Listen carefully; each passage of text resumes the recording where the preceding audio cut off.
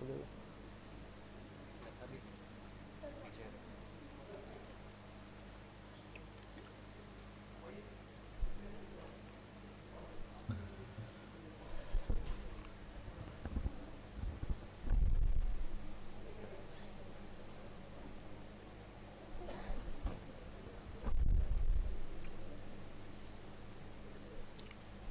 morning and a very warm welcome to all the distinguished guests, respected dignitaries and dear colleagues. It is my privilege to welcome you for the 26th Foundation Day celebration of National Center for Polar and Ocean Research, an institution that stands as a symbol of India's scientific excellence in polar and ocean research. Today is a momentous occasion for all of us that we are celebrating just not a milestone but a journey of exploration as visionary leadership. यह अवसर केवल एक संस्था की स्थापना का उत्सव नहीं है, बल्कि यह उन अनगिनत सपनों, संघर्षों और समर्पण की गाथा है जो वर्षों की तपस्या से साकार हुआ है। यह उन वैज्ञानिकों की निष्ठा को नमन है जिन्होंने बर्फीली वादियों और अथाह महासागरों में अपने जुनून से भारत का परचम लहराया है।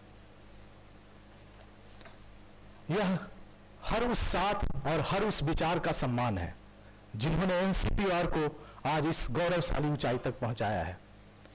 आज हम केवल उपलब्धि नहीं मना रहे हैं, बल्कि उस अटूट विश्वास, साहस और सपनों की उड़ान का उत्सव मना रहे हैं जिसने संस्थान को एक पहचान नहीं बल्कि एक प्रेरणा दिया है।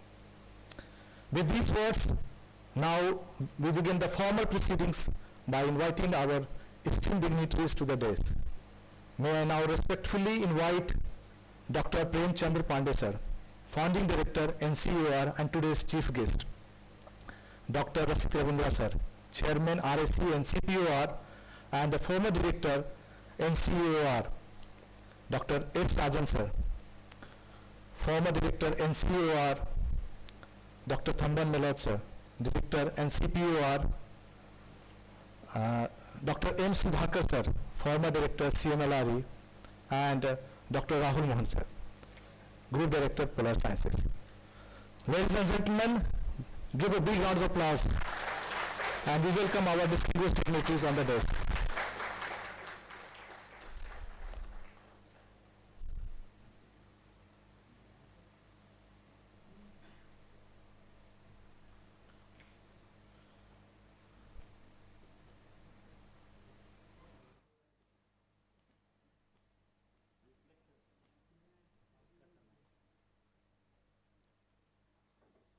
So one of our invited guests, Professor Suman Kundu, he's on the way because he had some meeting, so he will be joining in between.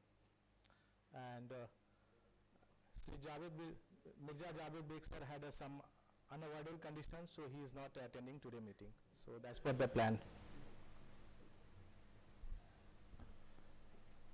To formally welcome our distinguished guest, may I now request our Director, Dr. Thamban Melot sir, to present a bouquet to our esteemed dignitaries, to Dr. Prem Chand Pandey sir.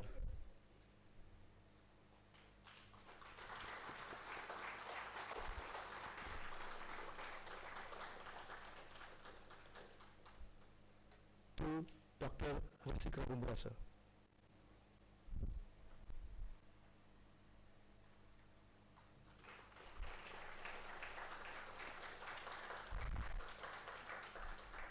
To Dr. Rajan sir.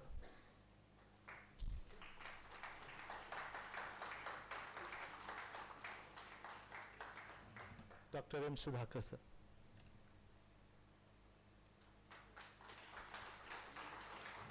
Now I'll request Rahul sir to please present a welcome bouquet to our Director, Dr. Thamban Melot sir.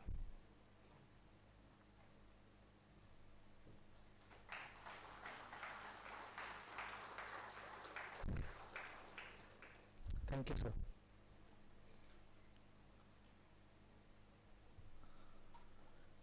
The theme of our today's celebration is Legacy of Leadership in polar and ocean exploration, inspiring the future, which is not just a line of thought, but it's a reflections of NCPOR remarkable journey. विरासत केवल अतीत की कहानी नहीं होती, वह भविष्य की दिशा भी तय करती है. Over the past decades, NCPOR stood at the forefront of India's polar and ocean research, exploring extreme, unlocking ocean mystery, and contributing to the global science. The legacy has been shaped by the visions of leaders, dedicated scientists, and countless contributors. Each add a chapter of courage, curiosity, and commitment. But legacy alone is not enough. On this dais, we have a torchbearer of NCPOR journey. Leaders whose vision transformed the possibility into the reality. आज जो विरासत हम गर्व से देख रहे हैं, उनके संकल्प और उनके नेतृत्व और दूरदृष्टि इन्हीं लोगों का देन है. भारतीय, अब हम आगे बढ़ते हैं. भारतीय परंपरा के अनुसार प्रत्येक शुभ कार्य का आरंभ प्रकाश के आह्वान से होता है.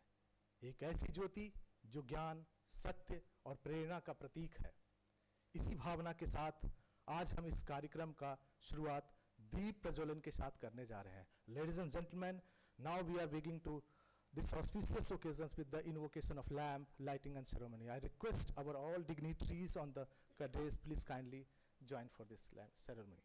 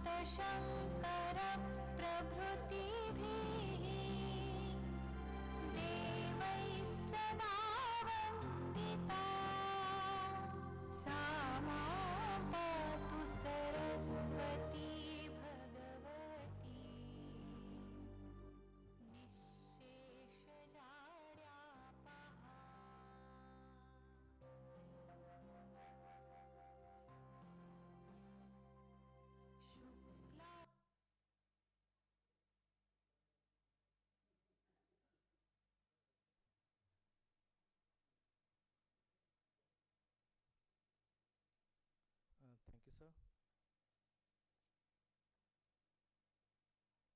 स्वागत वह प्रथम स्वर है जो किसी भी आयोजन की पहचान बन जाती है, और वही भावना हर आरंभ को एक नई दिशा देती है. इन्हीं भावों के साथ इस कार्यक्रम को आगे बढ़ाते हैं. To formally open the today's proceedings, I have honor to introduce Dr. Rahul Mohan, Group Director, Polar Science, NCPOR. Sir is a distinguished scientist and extensive expertise in polar sciences and paleoclimatology. Over the year, he has played a key roles in advancing the India's polar research program and strengthening the NCPOR scientific contribution at the national and international level. Sir, may I now invite you to deliver the welcome address and set the tone of the today's gathering.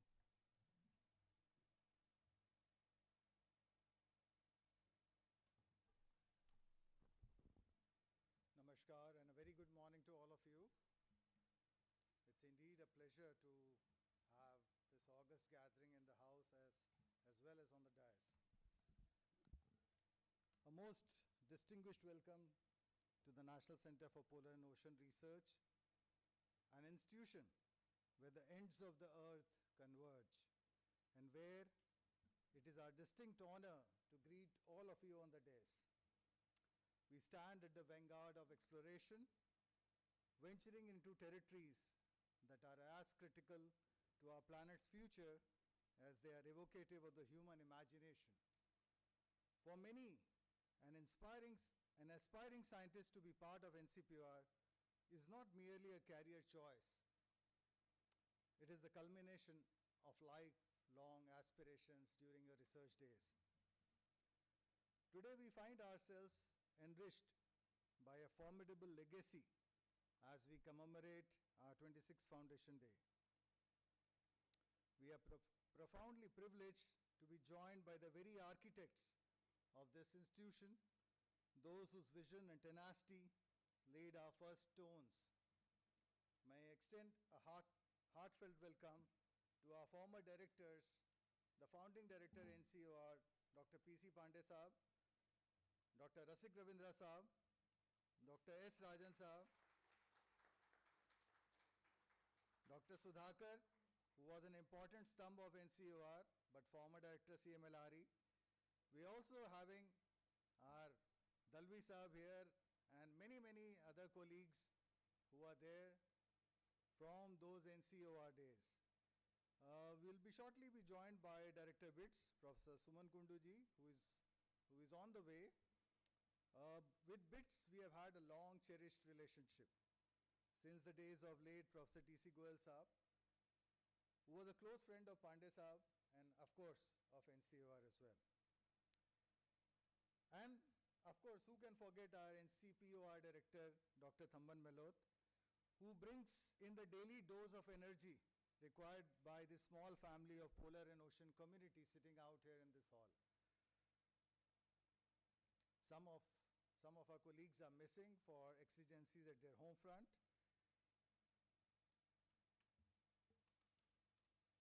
So the presence of all of you on the days and off the days today lends an august year to the Foundation Day celebrations that we are holding today. So I offer my sincerest congratulations to each one of you sitting out here. And probably everyone would agree that we have matured into an establishment that belongs to the passionate, those possessed of a resolute will to excel.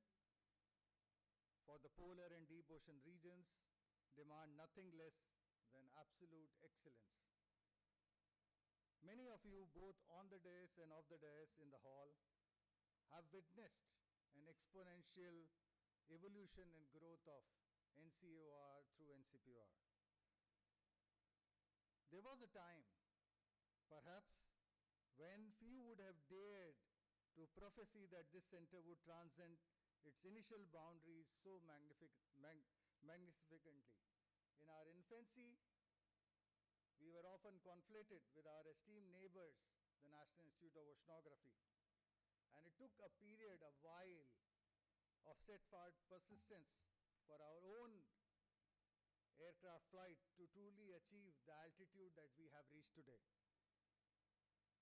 Today, however, there is incomparable sense of pride when our national flag unfurls across the polar spheres and when our contributions are heralded across the international forums. NCPOR has evolved into a vital advisory body, an institution whose counsel is sought on everything, right from environmental policy to complex geopolitics of poles to deep ocean resources. We take immense pride in welcoming you all to rejoice in the legacy some of you have forged and some of you will take it in the future. And I'm sure that you have lot more to inherit from this unique organization. While the broader world currently navigates a multipolar landscape by turbulent and uncertain times that we are in, we at NCPOR operate in a different kind of multipolar world, one of scientific unity. It is precisely why our credo remains where the poles meet. So I've been lucky that today I've got 10 minutes, so I've got more flavor to share today. As I conclude, I wish to express my gratitude for the opportunity to stand amongst the titans of NCAOR and NCPOR, and it is my absolute pleasure to welcome all my seniors, my esteemed beloved colleagues sitting out here, my dear friends, to this our 26th Foundation Day. So let us enjoy, let us rejoice, celebrate our past, and look forward with a renewed vigor to a very successful and bright future. Thank you and dhanyavad. Jai Hind.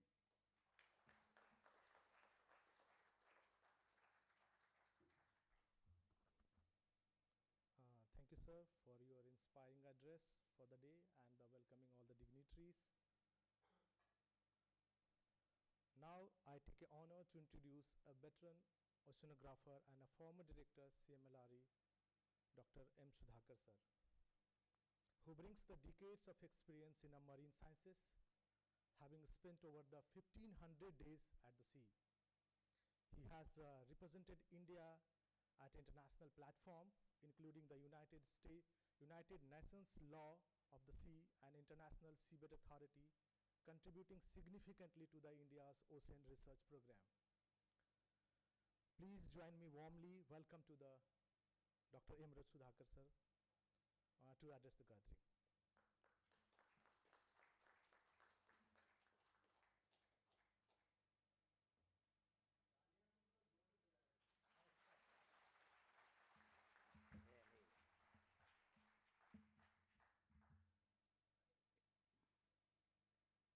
Very good morning to you all.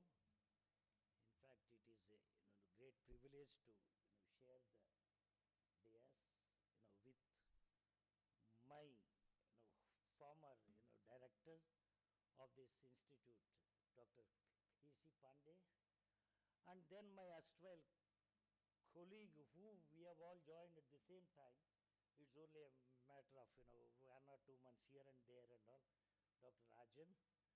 And then subsequently it was Dr. Rasik Ravindra, and the first scientist who has joined under this autonomous society was Dr. Tamban. So it's indeed is an important occasion to share this dais with all of these people.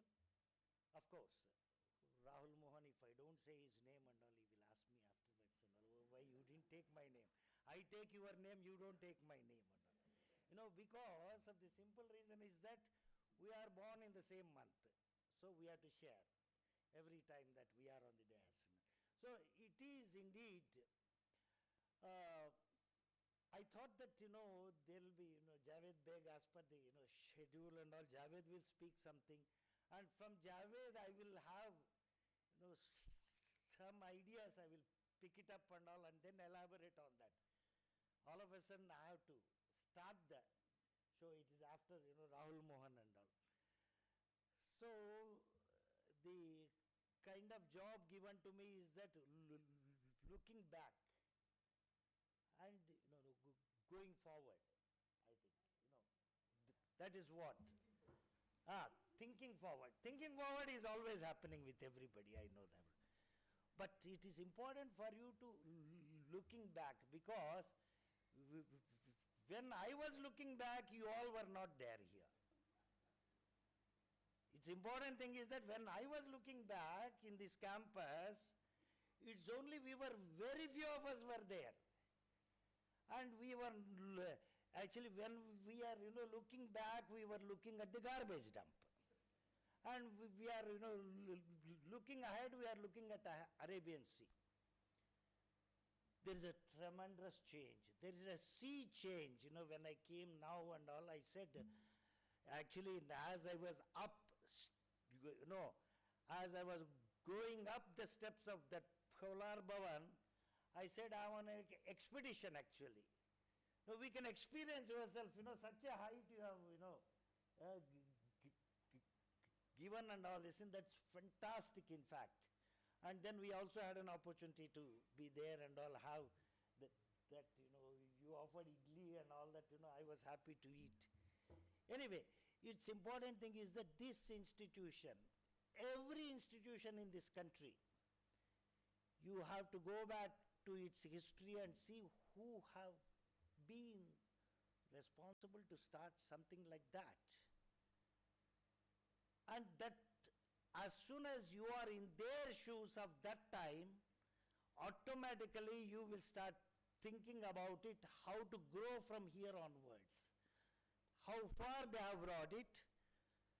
And I would 100% I would tell you is that there is always an opportunity, but that opportunity will not come to you. As far as institutional growing is concerned, it is to be created by the individual who are there. I would like to say is that one at the helm of affairs is alone is not driving the institute. It is you are all adding to his strength. When you add to his strength only, that institution will grow up. That is precisely is to happen. I will have a small anecdotes here and there and all. I had this man, Director P.C. Pandey, whenever he will go to Delhi, as soon as he will come, Jesse will go to his home here, just keep his bag and he will rush to the office as if something has happened and all that. He rushes to the office. And rushes to the office, we are the closest, that is Dr. Rajan and me. Arey, usko bulao and all that. Okay. We go. A series of instructions. Dr. Muttunagam said this, Dr. Muttunagam said this, you have to do this. That's all. The kind of encouragement, the kind of energy you used to create, that is the only thing a director of an institute does. Creating the required energy and then interacting at an international fora or at Delhi and all the Delhi, Delhi helm of the affairs will not be able to directly speak to you individually. But it is through a director they will speak. And the director will bring it down to the scientists. And it is you who have to join hands to do it forward and all, how to take the institution forward. I always, believed in one thing, and I have seen it also. A scientist aims to grow himself is definitely contributing to the institute. 100% he contributes to the institute and all. That is, unique in science and scientific community. Unlike, all other jobs. Actually, other than science and all this thing, the opportunity that you have is that you do it for yourself, in the sense, you say that I have to investigate into this, I work it. I was surprised, when I joined at the age of 23 at NIO. See, at the age of 23, you have no understanding of scientific temperament. That scientific temperament, it was actually inculcated into you. Inculcation is not through a classroom, it is. It is through your immediate seniors and actually the kind of surrounding environment you are in. We were the youngest lot that has joined NIO during those days. And we are even today, after retiring also, we are called as a scientist trainees. Because the scientist trainee was not existing in CSR as a job. Or as a designation, it was never existing in CSR. It was existing only as a scientist. A was there that time, then B, C, and then E1, E2 and all that. That is as per the structure of CSR. Whereas unusually, they created what is called as a scientist trainee. And we are almost about, I think, so 45 of us have joined together. And it was just like this, as if we have just come out of the university and we are dropped into an institute where you have to swim yourself, you have to learn yourself, you have to understand what exactly is all about this institute is all about. But we had an opportunity because actually we could also see the gap of our age gap is that I was 23, around 22, 23, and the immediate senior to me, okay, across the institution and all, is around 35. There's a huge gap of this and all. And they were already veteran oceanographers, they were going and sailing in the sea and so on and so forth, whereas, we had no experience of any kind of this thing. nor even ever gone even in a small boat also.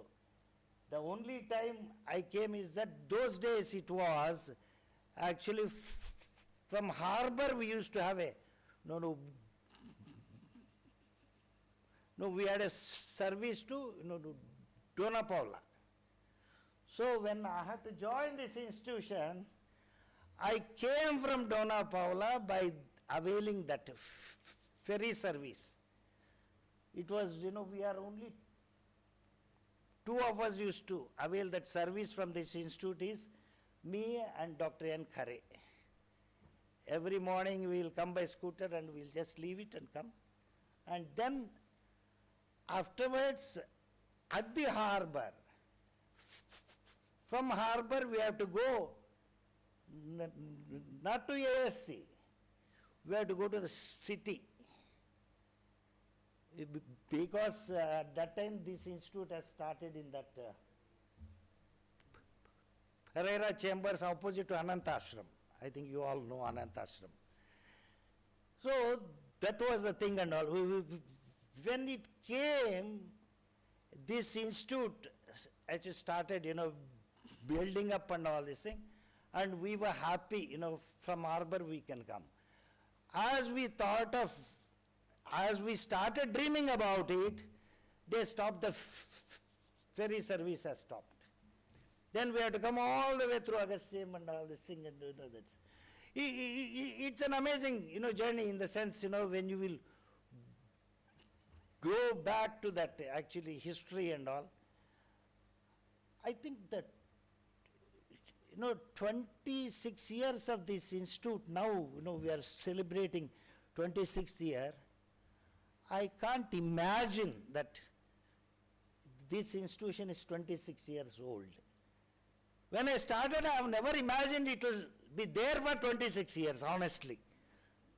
No, honestly, I'm telling you, because that was one of the reasons I was one of the fellow who has not joined this institute on the permanent roles. I remained on deputation only. No, I am, sharing all these things is that it's important for you. The right decision at the right time is important. We are always have apprehensions and all. But I want to say one thing. Apprehension in science is not a right thing.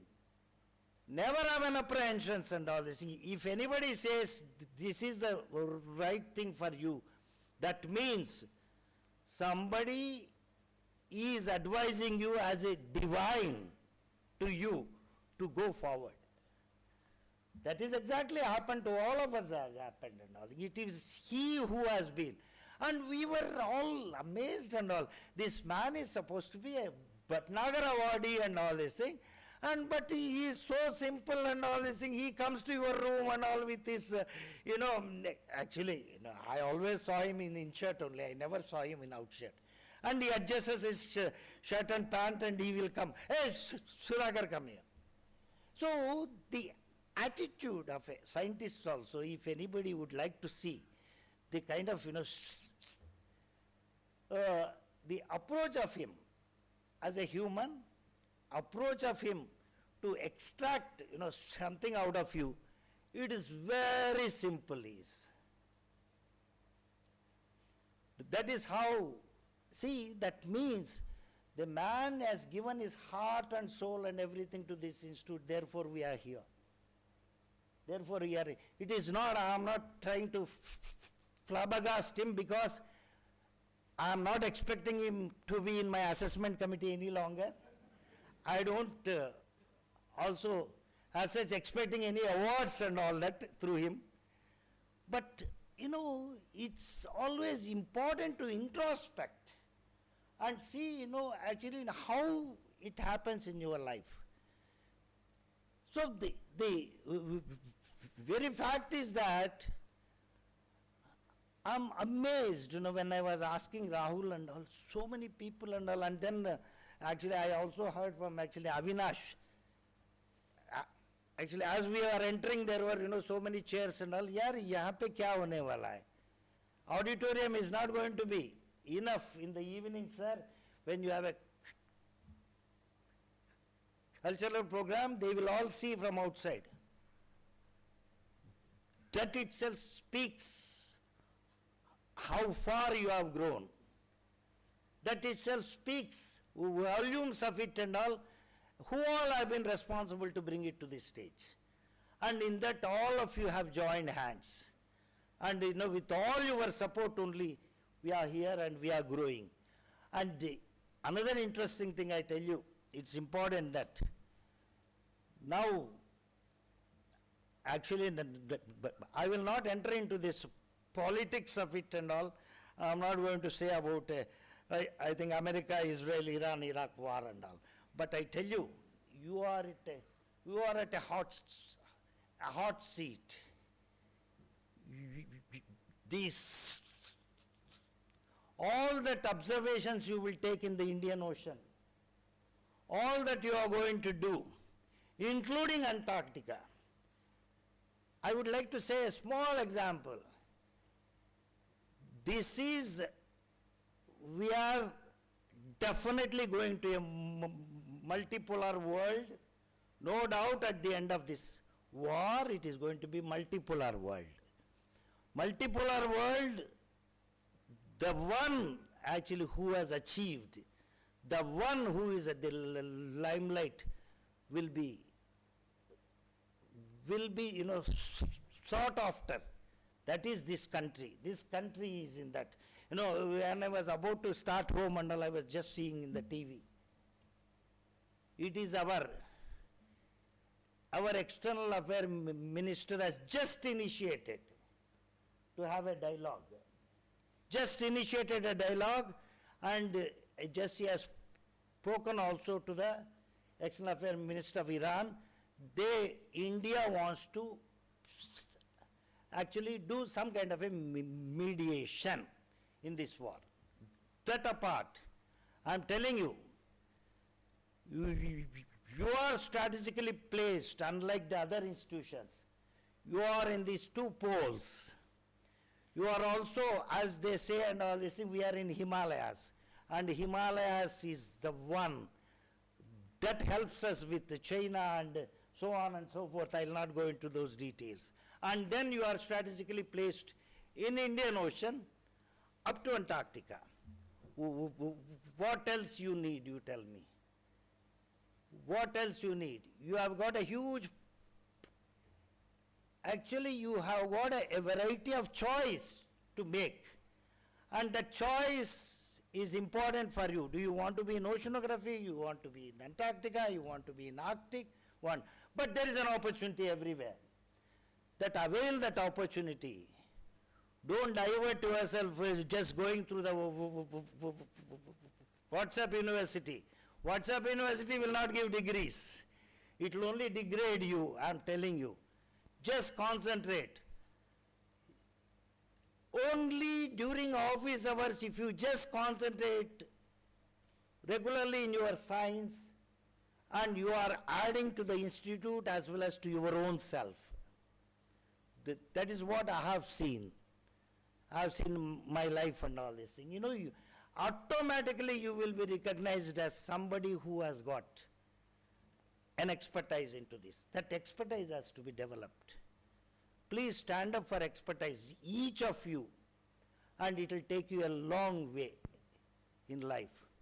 And at the end, I would like to tell you, I have at my home, I have a lawyer, I have got my son is working for a bank and all this, but at the end of the day, I have a clear complaint from the Home Minister. Why didn't you make one of your children as a scientist? That's all I would like to say. Thank you so much for this opportunity. Actually speaking, the scientist has got a special place in the society. And scientist remains a scientist until his death. Until his death, in terms of his thinking, and everything is entirely different, unlike the others. Others don't say that And I was in State Bank of India, I was a clerk working and all. But a scientist always says that.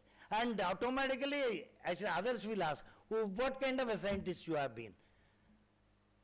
I tell you, even now, wherever I go in a small gathering and all, somebody introduces me as a scientist, and they all will come, children, and ask, "What is it about?" Antarctica, finish. They are around you. Antarctica is on you. Thank you so much. Thank you.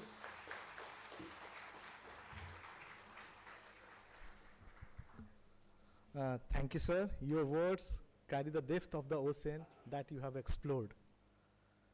समुद्र की गहराई को नापने वाला वही होता है जिसके हौसले की कोई थाह नहीं होती, जो हजारों दिन लहरों में लड़ा हो, उसकी बात में समंदर की गहराई और आसमान की ऊंचाई होती है.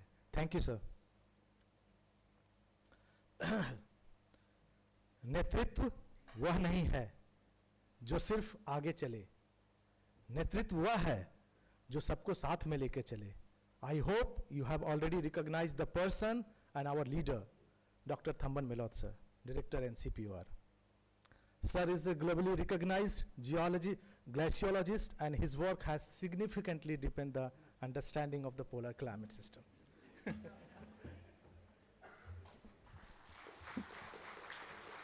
Good morning. After the firework from Dr. Sudhagar, I think you're not here to listen to me. But actually, I was surprised. I was looking at his tab. He had a tab with him, and I thought he's going to, this time he's going to stick to what is written. He will read that. And that was lying down here, and he was talking. That's what he is. I think that's what, that was what we wanted to start with, because rather I would be talking more of matter of fact, which is not really what is interesting sometimes. So first of all, I think what I just wanted to, really start with is to first thank all our former directors being on here. When we invite them, they just come, whatever situation they are. They don't say no. Even Secretary was very much supposed to be here. Unfortunately, he has a meeting today at the PMO, that to a very high-level meeting, so he could not escape that. So members of my family and all the young faces, you can see that the difference what we see look at this auditorium, you see all of them young, except some of us. So that's been the strength of this institution. I think that's what actually what made what we are. Slowly we are also retiring. You can see that since last year we slowly started that process. But I think still the younger faces will be dominating here. So thank you so much for all that, your well wishes as well as your energy from this side. And it's also my always pleasure to have these pioneers and the seniors who built this institution from scratch, or from what they call actually the waste.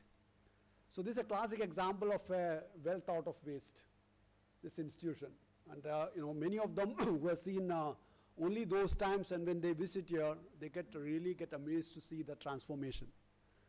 Because nobody has given us much hope this institution will grow to this institution. When I joined, leaving NIO's job and coming here, there have been a lot of people really thought I am quite mad, because that was an easier job in a better place.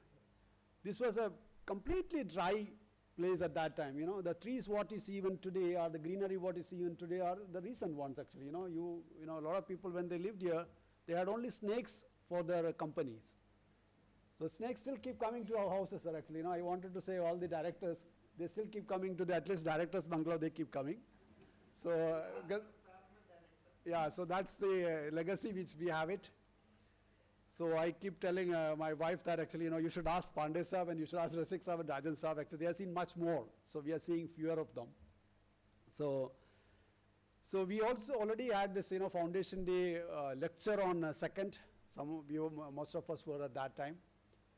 And we had Dr. Shekhar Mante, who was the former DGCSR as well as the current president of the INSA. Very interesting talk, actually, very lively environment that was. again, we wanted to bring all these people from various spheres so that they get this feel of what we do and why do we do all this, So that's very important for people to know. So therefore, on this day, as we celebrate this 26th, Foundation Day, we are celebrating a journey of courage, conviction, collective commitment, and hard work, which, as I said, many did not believe in this institution in the earlier times. And more importantly, to me, today is about people. The people who created this institution, people who give leadership to that institution, people sustained it, people brought it to next pedestals, and people like you all further sustaining and growing it. Because the vision can be only just created once, but taking that vision forward requires the people who are creative and really have that focus in mind. I think that's what we had. That's what made the differences. So, like most of us know, if you're looking back, actually we know that when India started Antarctic program, it was in a very different format. Then this institution came. I think that's when they made a huge, the difference how we, looked at these poles. Because it gave a dedicated center with dedicated people who can not only just carry out science, but also look at it in a much bigger, vision. So therefore, it literally turbocharged what we first originally, it was a vision, become a mission, and that become to a kind of what we see today.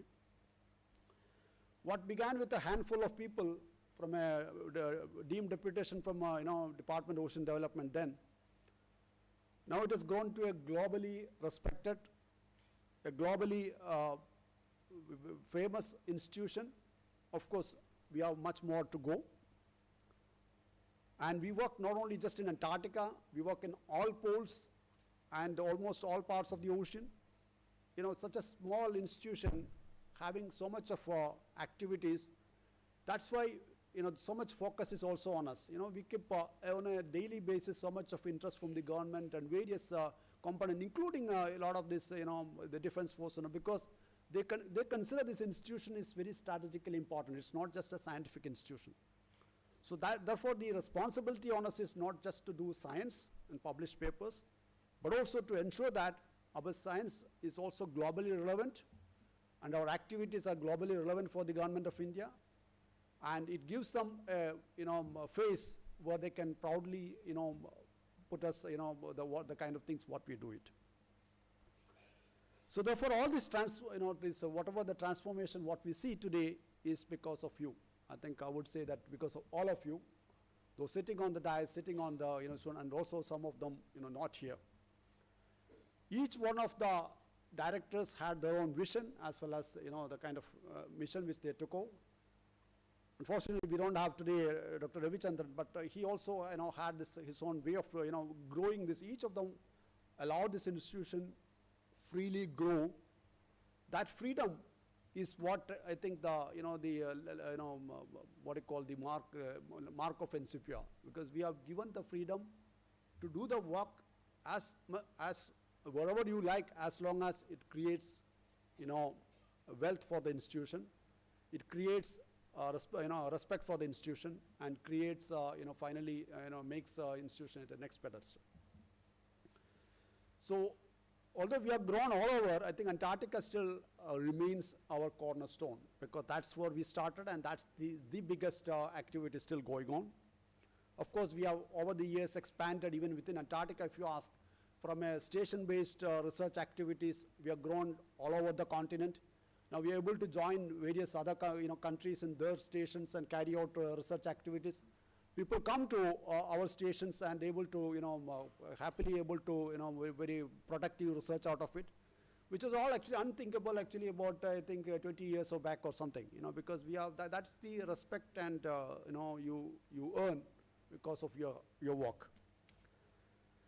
So if you look at even going from Antarctica to Arctic, because that was the natural, I would say, the destination, because when you start working on Antarctica, studying Antarctica alone will never bring you the larger perspective.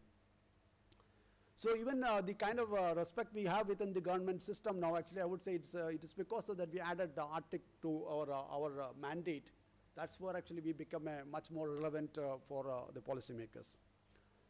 And even simply from setting up a small expedition to setting up observatories like oceanographic observatories or atmospheric observatories, and dedicated expeditions to various parts of Arctic, like Canadian Arctic, the Arctic Ocean.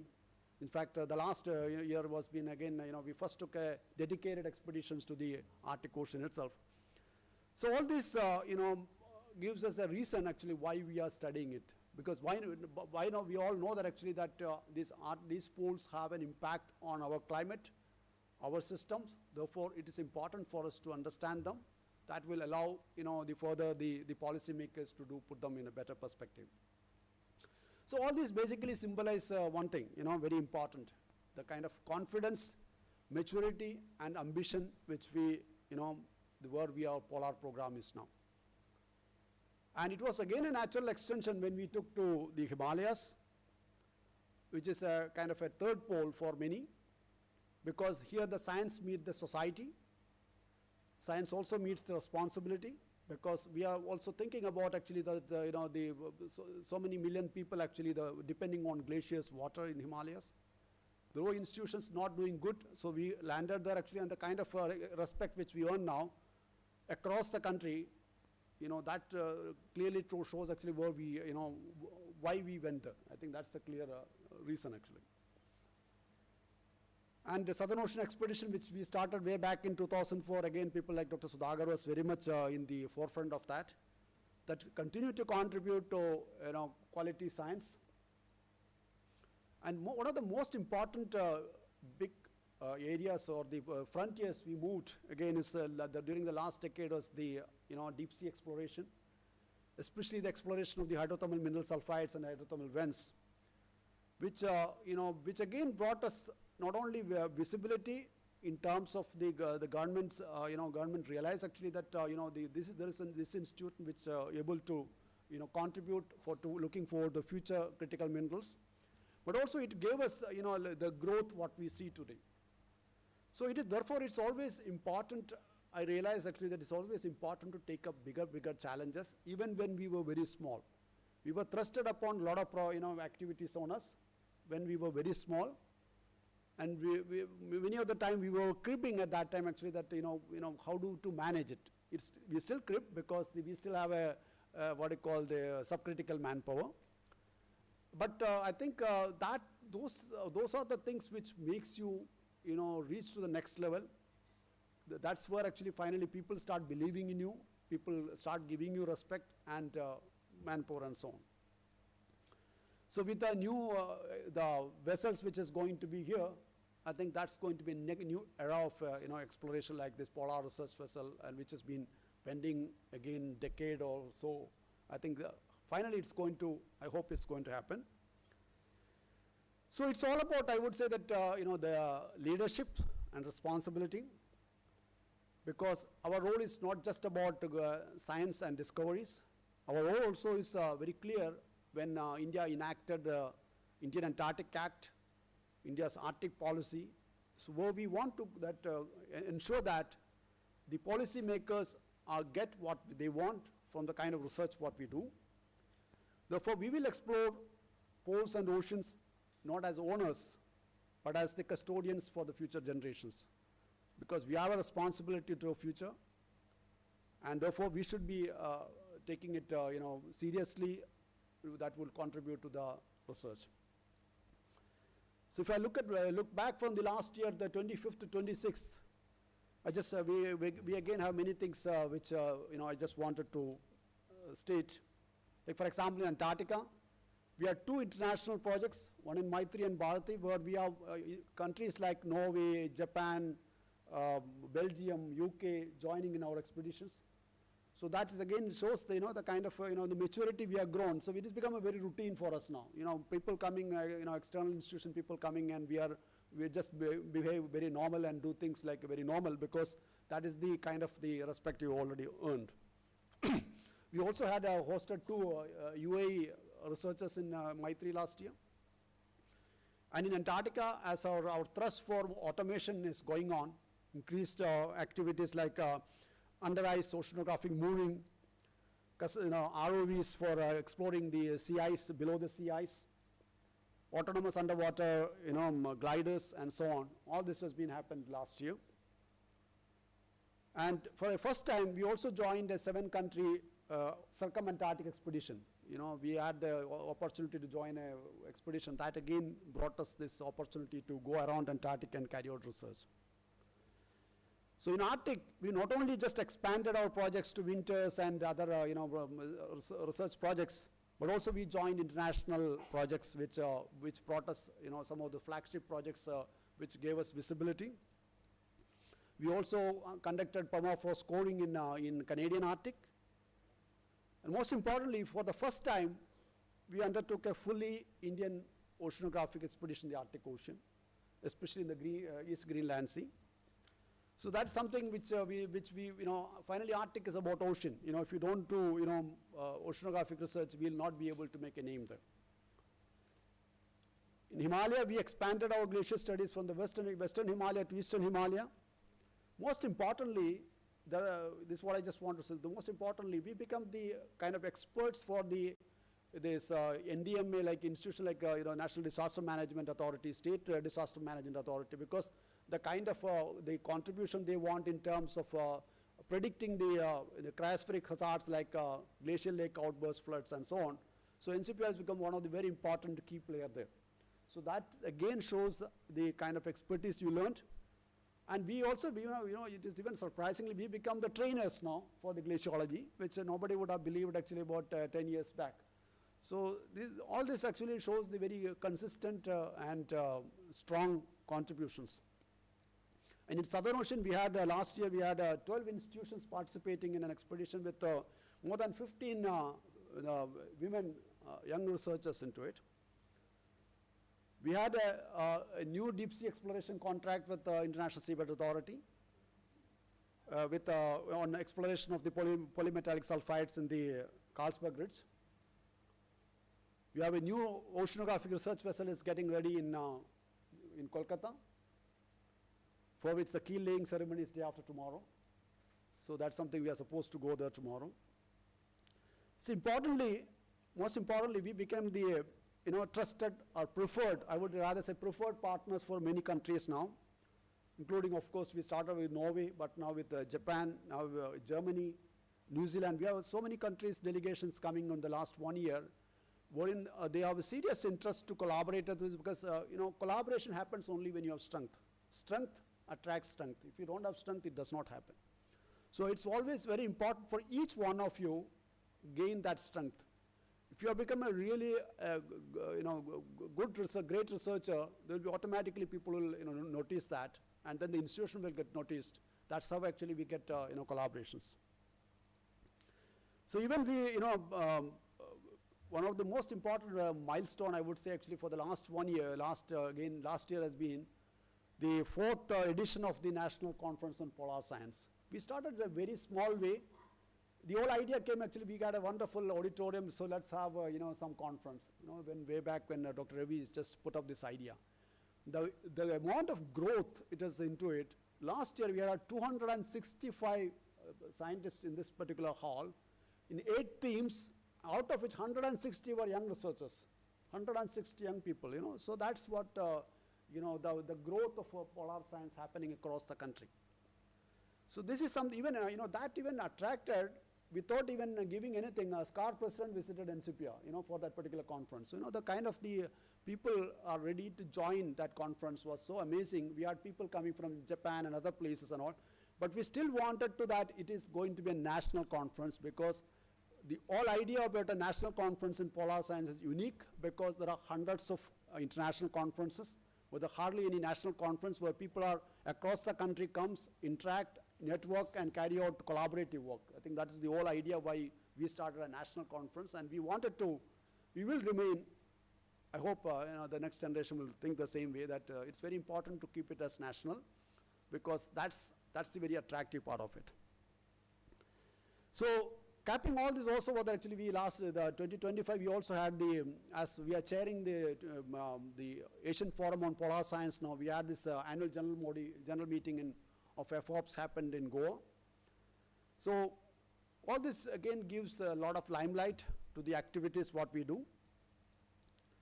So in terms of even publication and awards, rewards during last 1 year, it has been again very rewarding.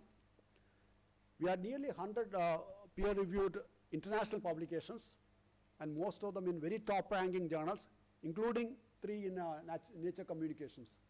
So that's the level we have reached. And among the many awards we received, we of course we keep, as we are growing, we keep getting a lot of awards. For the first time, we had our own colleague received a Shanti Swarup Bhatnagar Award for the work carried out at NCPOR. So that is something again, first, I would say actually is, because first we knew only Pandey Sahib actually had come here as a Bhatnagar awardee, but then he did not get an award for the work he has carried out here. So I'm talking about what NCPOR itself has delivered. So all this basically, say that, gives the answers to those in the early times dismissed NCPOR as a research institution. So we have grown much beyond that. And all this, again, tell us one thing very clear, that we are not just a participating organization in global activities, we are leading in many of them. So if you ask me what is the road ahead for us, there are so many things what we want to do it. We have not reached to that level yet. We still want to grow much beyond what we are, because polar and ocean science is unlike many other scientific pursuit. It demands resilience, it demands teamwork, it demands trust and integrity. Every successful expedition requires months or sometimes years of planning, preparations of various people, whether it's scientists, engineers, logistics people, or the managers, and even the people who are working at the very base level. It's all, it's together what we finally achieve, where we reach. So allow me again this to again more personally, because when an expedition succeeds, people see the results. But people really don't know what goes beyond it. There are so many things goes beyond it. Sleepless nights, months of planning and activities. So it is this quiet dedication of the people at all levels, starting from the base level to the top. I would say that makes NCPOR totally, a different institution, a much bigger institution. So I would say that leadership is about responsibility. All leaders need to be responsible as we grow up to the top, because we have to show the, we need to be a model to the others who are coming in behind us.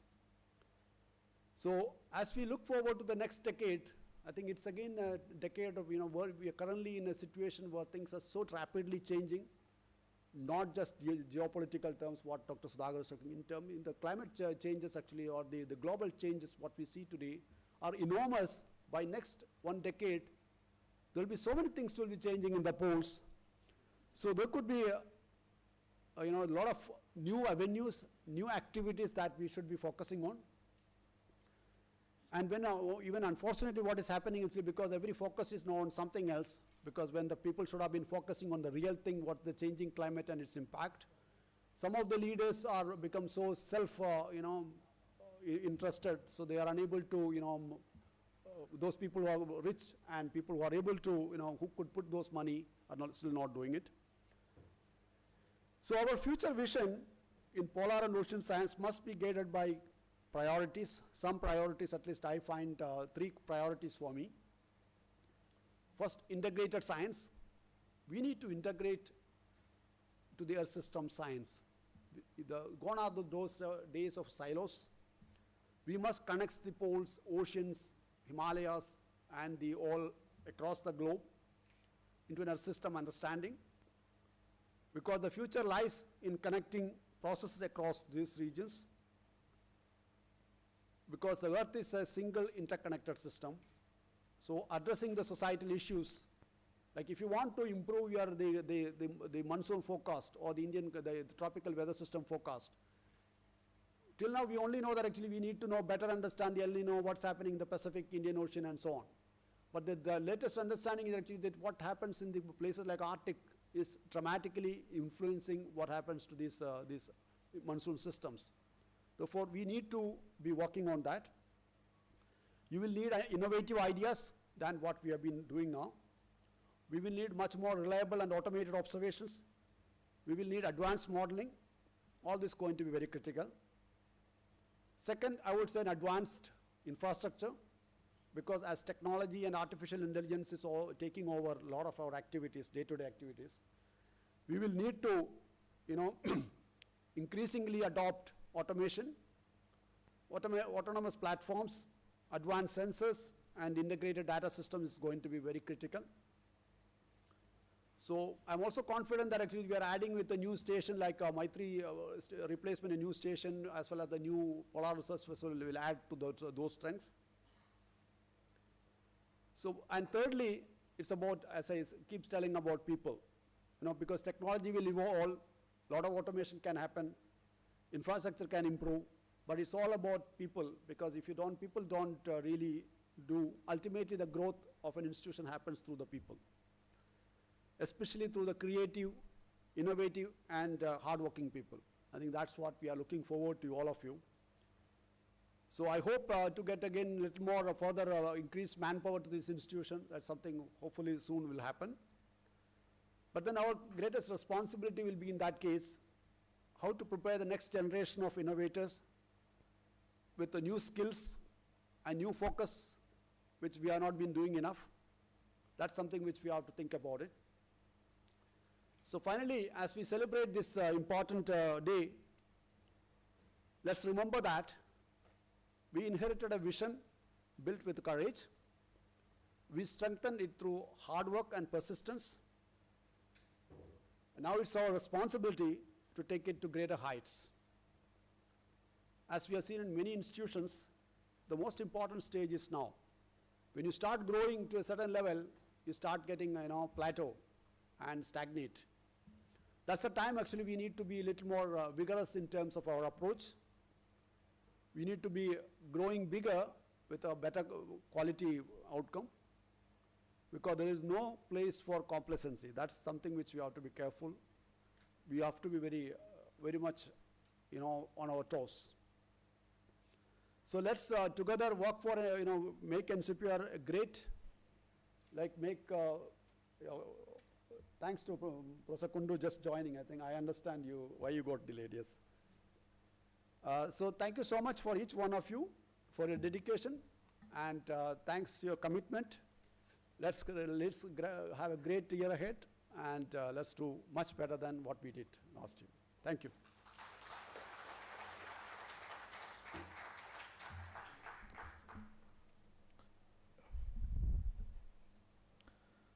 अनुभव वो रोशनी है जो हर राह को आसान बना देती है, और आज आपके शब्दों ने हमें वही दिशा दी है. Thank you, sir, for your inspiring vision. Your words not just only reflect the achievement, but also ignite the aspirations that will definitely going to guide for our future. Your address has reminded us about the accolades and recognitions of NCPOR that we have received over the past years.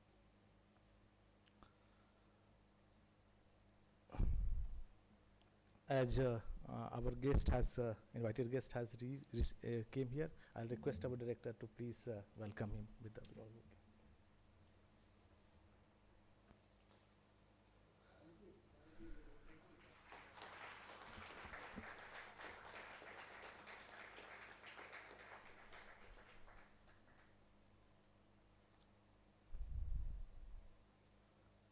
हमारे संस्थान की 26वीं वर्षगांठ केवल एक उपलब्धि नहीं है, बल्कि एक जीवंत यात्रा है जो हमारे मार्गदर्शकों ने अनगिनत सपनों को साकार करते हुए निरंतर आगे बढ़ती रही है.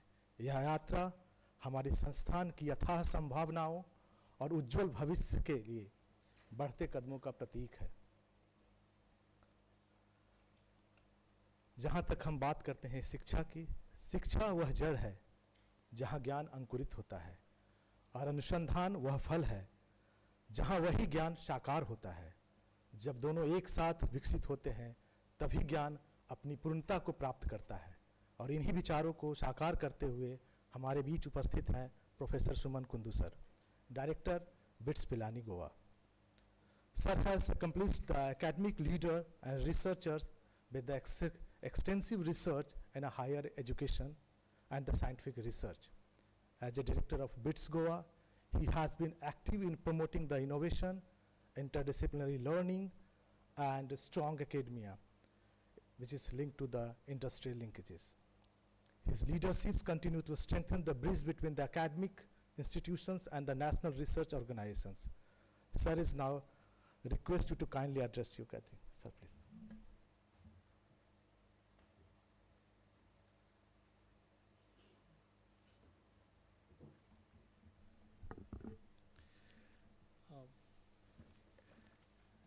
I must sincerely apologize for the delay. This is the first time it ever happened to me, and there was something that was beyond my control, so I am extremely, extremely sorry. Good morning to our chief guest, Dr. P.C. Pandey, current director and all former directors of NCPOR, all distinguished guests, respected scientists, researchers, staff members, students. It is a rare privilege to be here today at the National Center for Polar and Ocean Research, Goa, on the occasion of its 26th Foundation Day, beautifully themed A Legacy of Leadership in Polar and Ocean Exploration, Inspiring the Future. I sincerely thank Dr. Thamban Melot, Director NCPOR, for inviting me to be part of this important celebration. I consider this as a very special privilege, especially because how unique NCPOR is as an institute, because of how significantly NCPOR contributes to polar and ocean research, and thus to the nation itself, because of how NCPOR punches above its weight as a small establishment, and because it is located in the beautiful state of Goa, right on the sea, in a ravishingly beautiful location. You know, at times, I'll make this a little lighter, I had a strange dreams, maybe a couple of times. Dr. Melot and I are walking on the sea. Yeah, it's dream, right? So you can walk on the sea. And we are discussing important matters with regard to polar research. And then while discussing all of that, I tell Dr. Melot, I have information and I know that there are barrels of oil in the polar region which can last for eternity. So Dr. Melot is quite curious and asks me, really, can you tell me the location? I said, yes, I can tell you the location on a condition. So he says, what is the condition? I say that I'll tell you the location if we swap the location of BITS Pilani Kekevilla Goa campus and NCPOR so that I get a view of the ocean right from my office. You know, he's pretty amused and he is amazed actually at this almost kind of impossible, indecent proposal, and he rides a wave and vanishes somewhere. I didn't know what to do, but then he suddenly appears and very seriously tells me, Dr. Kundu, let's sign an MOU and discuss on how to bridge academics and research, you know. So we did sign an MOU, and I'll tell about that later. But in the process, at least I get to visit NCPOR if the locations cannot be resolved, you know. So if you like that story, you can give me thumbs up, you know. Today is also a very special day for me for completing a personal milestone. Today is the day that I complete 4 years of my continuous stay in Goa. On this day, exact this day 4 years ago, I came to Goa to join BITS Pilani Goa campus. So it's very special for me that way as well. NCPOR stands today as a symbol of India's scientific ambition and commitment to understanding some of the most remote and challenging regions on Earth, from the icy landscapes of Antarctica and the Arctic to the vast expanses of our oceans and the Himalayas. The work carried out by this institution has significantly contributed to global scientific knowledge. What makes NCPOR truly special is not just its research output, but the spirit of exploration and dedication that drives its people. Scientific expeditions in extreme environments demand resilience, precision, and teamwork, and each one of you embodies these qualities. In today's world, where climate change and environmental concerns are at the forefront, the relevance of polar and ocean research has never been greater. The insights generated here play a crucial role in understanding climate patterns, sea level rise, and ecological challenges that impact all of humanity. I would like to commend the scientists, researchers, and support staff for their unwavering commitment. Your work not only advances science, but also contributes to policy making and sustainable development.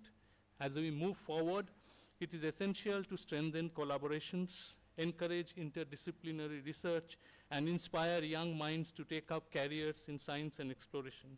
Institutions like NCPOR will continue to play a pivotal role in shaping a more informed and sustainable future. Such significant research needs trained and innovative mind, blend of basic and applied research, blend of engineering and its technological implementation and applications. We need to bridge academics and ocean research. BITS Pilani, with its legacy in academics, thus joined hands with NCPOR, and as I said, we signed a MOU on 7 January 2026 for collaborative research in the domains of biology, chemistry, marine sciences and instrumentation, climate sciences, data sciences, AI/ML, and high-performance computing. And I must appreciate Dr. Rahul Mohan for playing a special role in getting this MOU through.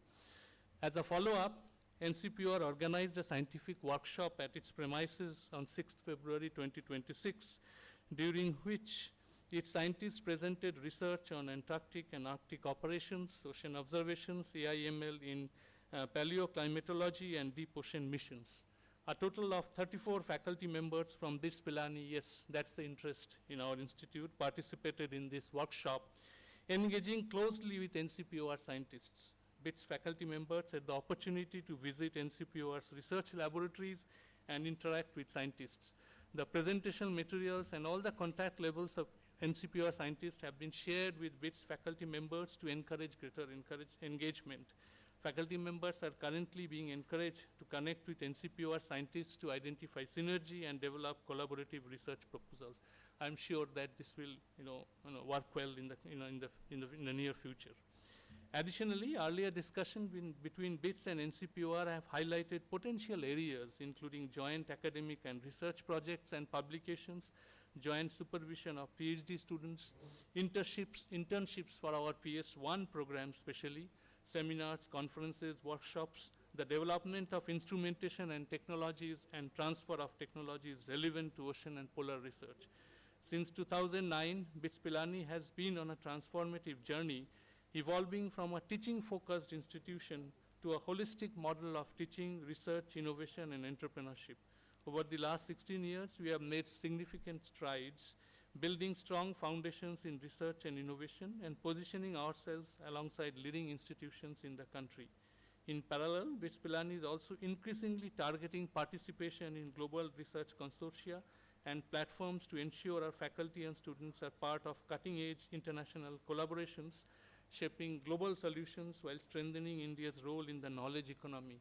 In this journey, we need you. We need NCPOR to be with us. Together, we can play a vital role in bridging the gap between industry and academia and contribute meaningfully to making India self-reliant.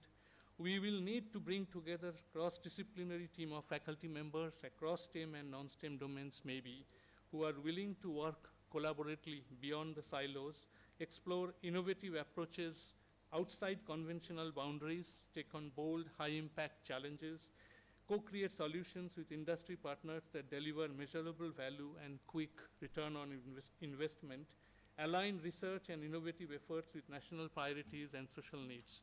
Together, we could be recognized for cutting-edge research, deep tech breakthroughs, disruptive technologies, and innovation-driven impact. We would like to drive technologies that help polar and ocean research. To meet these expectations, we must move beyond the conventional approach. We need regular dialogues and better understanding of each other's strengths, and that's where I appeal to you. On this foundation day, let us take the pledge to lay foundation for strong collaborative efforts. In our discussion, for example, we realized that BITS Pilani has the capacity to sequence genomes and identify new organisms that NCPOR can collect samples of from the vast ocean and the extremophilic locations like the sulfur and hydrothermal vents. Thus, this in turn can produce significant volume of data that we can both analyze for greater value.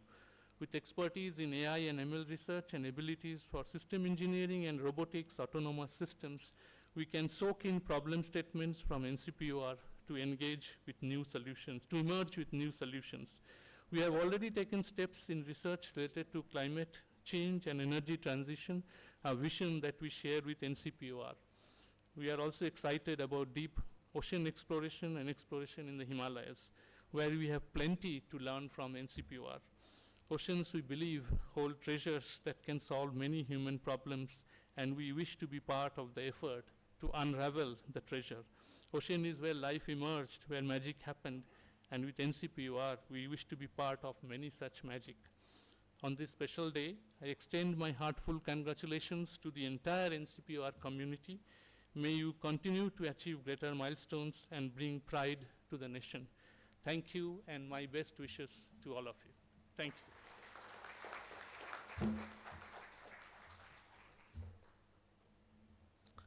Thank you, sir. Your words has highlighted the importance of the collaboration and nurturing the young talented minds to contribute towards the nation's scientific excellence. Now I take a privilege to introducing our former director of NCAOR, Dr. S. Rajan sir. He commands deep respect in the India's polar and marine research community.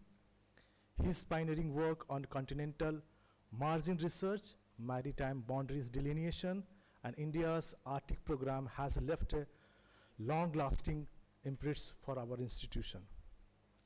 As India elected the representative of United Nations Commissions on the Limits of Continental Shelf, CLCS, and the leader of the Indian Continental Shelf Program, sir has strengthened our country's scientific and strategic standing on the world stage. Sir, now I request you to please address the gathering.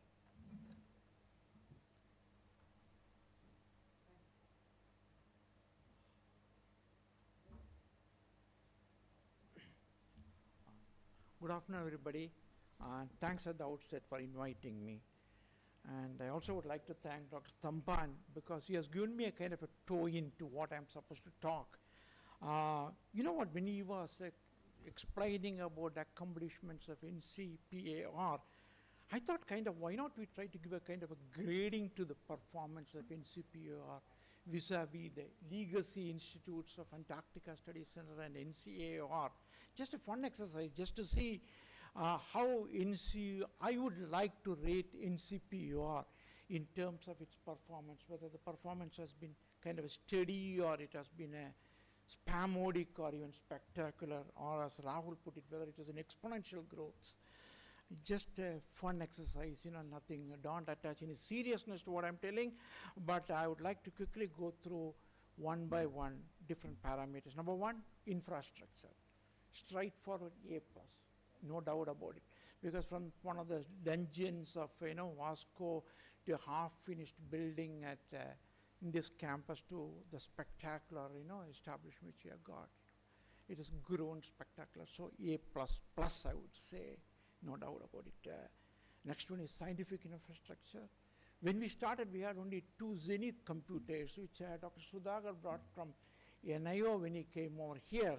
and we didn't have any scientific instrumentation. I remember this kind of celebration we had when we first brought in the Sun workstation here. It was just a euphoria all around, because only a few of us knew how to operate Unix platform. So it was really fun time. And now we have got so much of scientific infrastructure. So again, I think I should give a plus, right? Correct me if I'm wrong. The youngsters out there would come to know about it much better than me. And third thing is, of course, the scientific manpower or the human resource capital. I see a lot of young faces out here, most of them happy faces, eager.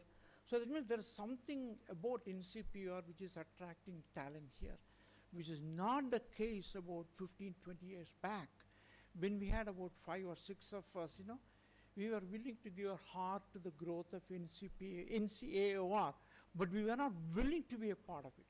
So it's a bit of an irony, we were a part of institute, but we didn't want to be a part of the institute. We would like to, all of us retired as government of India servants and not as part of NCPOR. Of course, there are several people in the wings waiting to take over the mantle. We had Anil Kumar, we had Louis, we had John, and we had Rahul Mohan, just about several people. And then there was one guy who was kind of adventurous or insane enough at that time, I felt, who left a pensionable job at NI. It was pensionable this time, right? It was a pensionable job, and Russian, and become a part of NCAOR. Dr. Tampan Melati is sitting here today as the director, so I don't think you have any regrets to leaving NIO, right? I should not have asked this question anyway. So then scientific accomplishments, I will not talk about it because Dr. Tampan has already said about the scientific accomplishments. When we started, we had the domains were very restrictive in the sense that we had an Antarctic program, we had a legal continental program, we had a younger looking Sagar Kenya at that time, we had an exclusive economic zone mapping. What else did we have? We didn't have anything else beyond that. So the domain expansion over the last few years, or the last 10 years or so, I would say has been spectacular.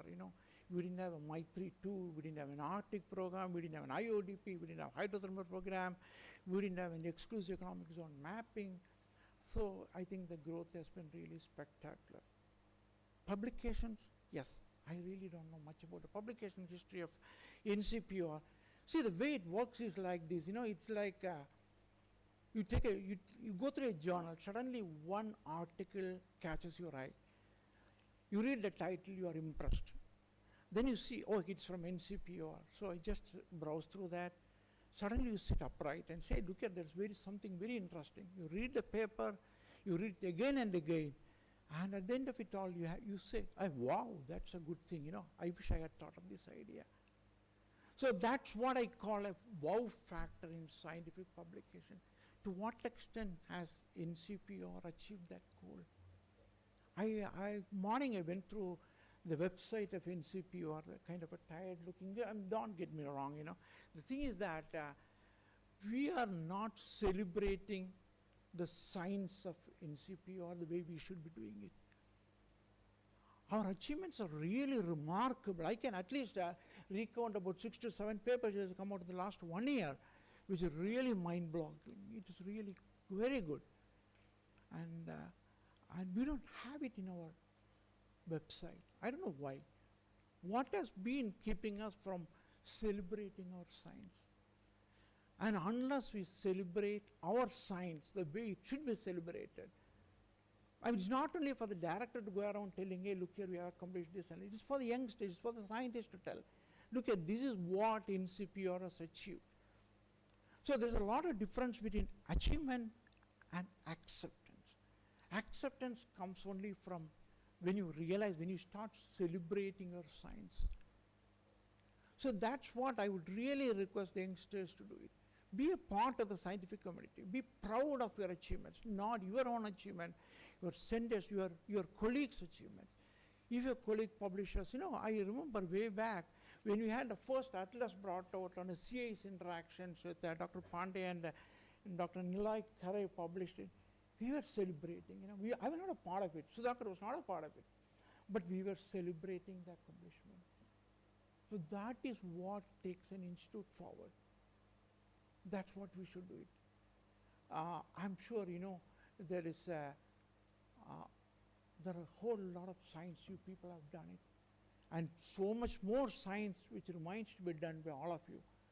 See, the middle-aged people or the leaders today, they have contributed to the best of their ability. They're giving you some wisdom, they're giving you some ideas. It's for you people to take it forward. Think out of the box, think something different, publish it. And then say, look at this is the publication which has come out of NCPOR. I don't want it to be known only within the community. Outsiders should also acknowledge it, right? When an outsider says that, hey, look here, I saw a paper published by one of the institutes in Goa, it makes me feel proud of it. That's what you should aspire for. That's the difference between the legacy years which we had and the present state of that. We used to celebrate everything, anything and everything was a celebration at Antarctic Center as well as at NCAOR. And you have gone miles ahead of the earlier years. Your publication track record is much more. Your domain expertise much more. Your domain expansion has been much more. I think you name it, you are there. But then unless and until you learn to be happy with what you have done, you celebrate the science of it, you know. We cannot think of taking an institution forward. Another 25 years down the lane, maybe all of us will be finding ourselves in some pictures, you know, somewhere here, looking down as the late so-and-so, the late so-and-so, late so-and-so, and other things. But then, even then, we would definitely we would love to listen to you. These youngsters who are sitting at the back would be sitting somewhere up front, and they should have a success story to tell at that time. So what is the final grading I will give to NCPOR today? I don't want to tell anyone somewhere from some person sitting at the back, you know, they are the most clever people because they can fiddle around with their laptops or smartphones and disappear also. What grade would you give to NCPOR as of now? Is it an A++, A, B, or F? Any idea? I would give it an A. I would have given an A+, but for the only fact that you have not celebrated your success the way you should have done it. You could have done it. But what was preventing us? You know, the kind of diffidence we have. Yeah, I published a paper, I feel happy about it. No, that's not enough. The world should recognize your talent. And until and unless the world recognizes your talent, unless and until the world recognizes your contribution, it's almost like a frog in the well kind of thing. But still, there are miles to go for you, and I'm sure that very soon you will start contributing much more and making all of us sitting here proud of your accomplishment. Thank you very much. Thanks. Bye.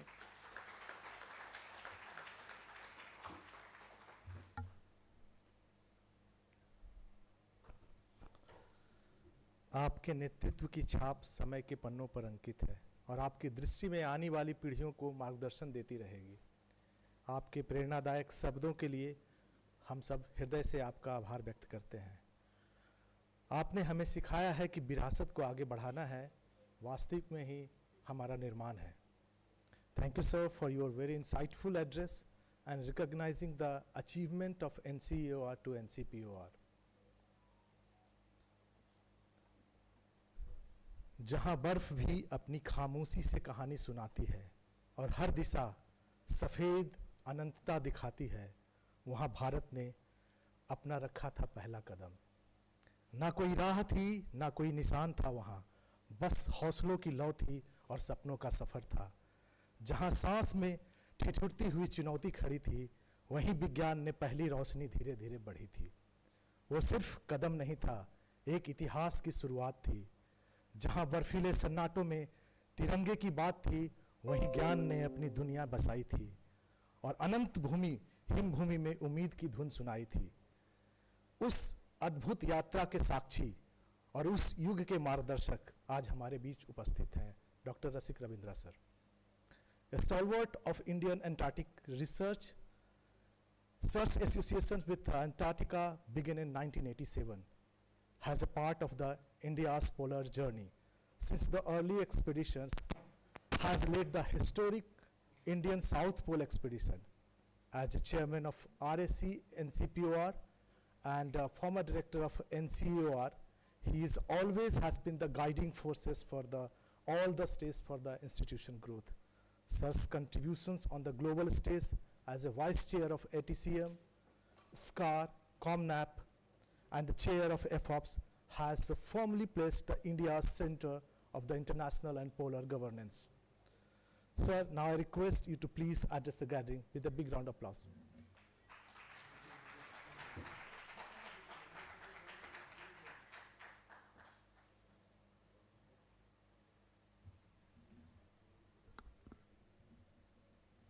Namaskar. I hope you still have some stamina to listen to one more talk.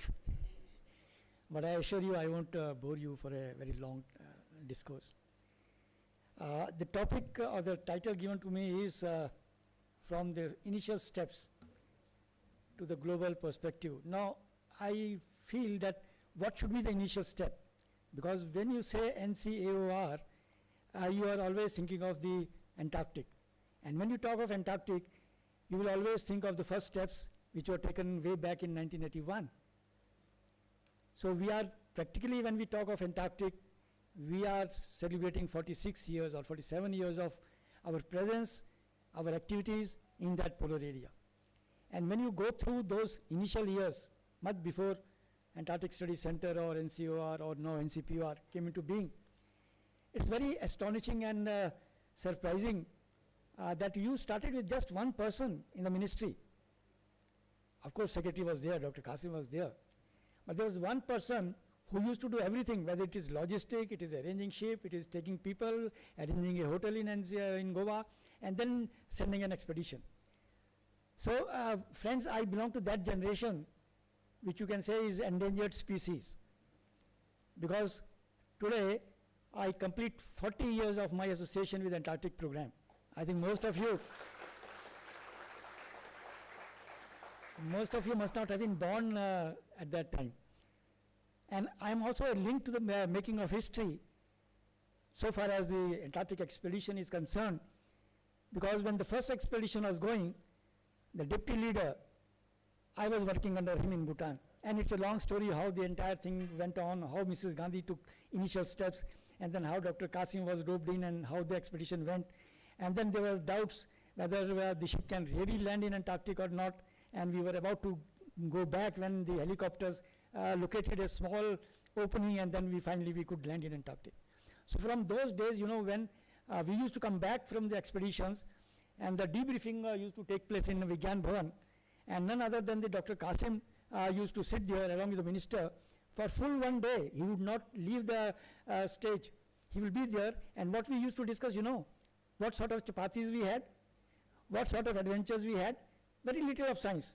Because those days, adventure was the main thing. The science, of course, was the offshoot. It was the platform which gave us the principle to go there, or the reason to go there. But I will say that the solid science took a lot of time only when the NCOR took its route, or Antarctic Study Center took its route in Goa. That was a time, perhaps 26 years back, when the science was born, and the leadership was born, and then we thought of doing some sort of a good science in Antarctic so that we can get some place in the international fora. So it is very interesting to go back to that historical development, how you started from scratch, initial steps you took in Dakshin Gangotri without any support. There used to be only 2 scientists or 3 scientists, one looking after the geomagnetism, another looking after the meteorology, and some people looking after some parameters of the glaciers. And then the sea change took place when the METRI was formed, and then the scientific component increased, and real science started its initiation of the real science. And then when you come back to the present era, it's not only the science that NCOR has been doing.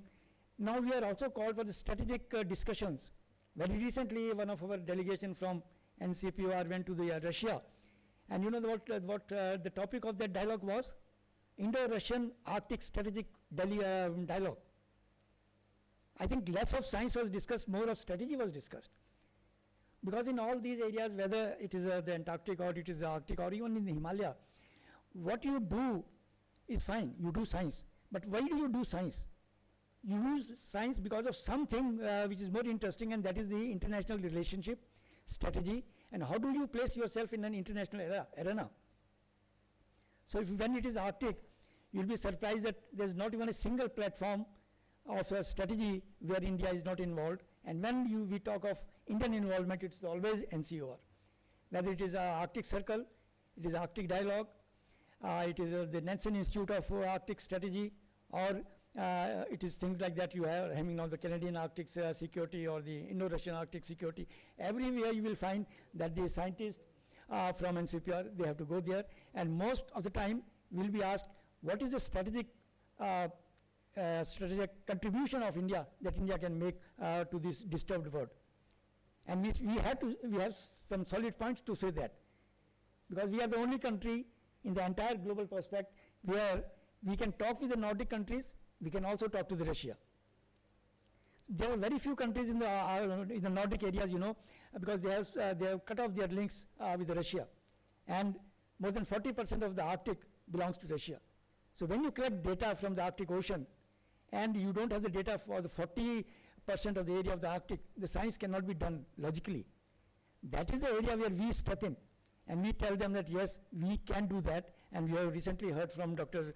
Thamman that we have got some plans of going to the Arctic station of the Russia, doing permafrost. I think Manish is recently back from that dialogue.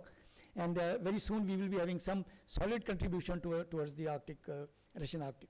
We have already done work in Canadian Arctic. We have already drilled in Greenland. We have already taken a circum-Pacific expedition. So the list is unending. Dr. Thamman has already given you a global perspective where we have landed, so I need not repeat all those things.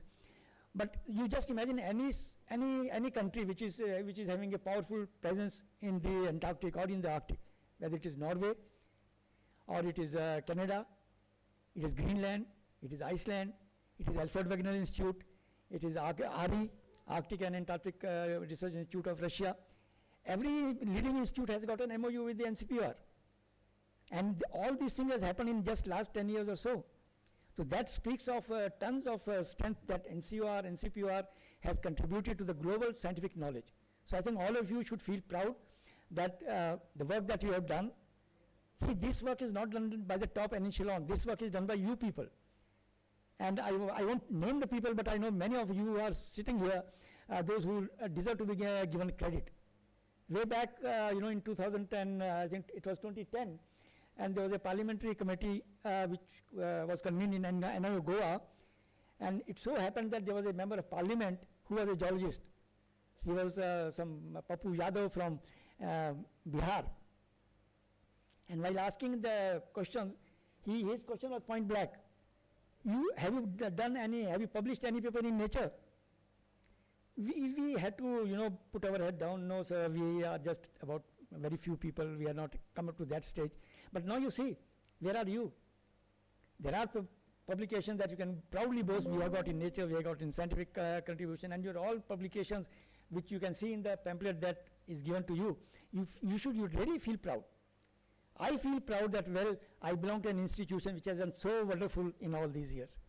So the future is bright, global presence is bright, and your career is bright. With those words, I say all the best.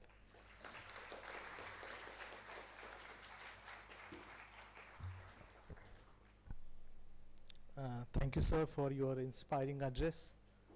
Your journey reflects the exploration and determinations that define the NCPOR today. From those steps on the ice to the strong global presence, your contributions will always remain the guiding force for us. Ladies and gentlemen, now I take an honor to introduce our today's chief guest, founding director of NCEOR, Dr. Prem Chand Pandey, sir. Sir केवल एक संस्थान के संस्थापक नहीं हैं, बल्कि एक ऐसे विजनरी आर्किटेक्ट हैं जिन्होंने उस समय भारत में ध्रुवीय शोध की नींव रखी जब यह क्षेत्र लगभग शून्य से शुरू हो रहा था। न संसाधन पर्याप्त थे, न कोई स्पष्ट मार्ग और न कोई स्थापित ढांचा, लेकिन उनके भी उनके भीतर एक अटूट विश्वास था कि भारत भी वैश्विक ध्रुवीय मानचित्र पर अपनी मजबूत पहचान बना सकता है। यह यात्रा आसान नहीं थी। सीमित संसाधनों, अनिश्चितताओं और अनेक चुनौतियों के बीच उन्होंने अपने विजन को कभी कमजोर होने नहीं दिया। जहां रास्ते नहीं थे, उन्होंने दिशा बनाई। जहां संभावनाएं कम थी, उन्होंने विश्वास जगाया। As a pioneer in a satellite remote sensing, his scientific contribution has played a defining role in establishing India's presence in Antarctica and strengthening our polar research capabilities. But beyond all the achievement and the recognitions, what truly defines him is the simplicity and the grounded nature of sir. Today we are truly blessed to him with us and look forward for hearing his reflections, not just a foundation day for the NCPOR, but the journey of the turning a dream into the reality. Sir, we request you to kindly share your foundation vision and future trajectory of the NCPOR research. Big round of applause for the sir.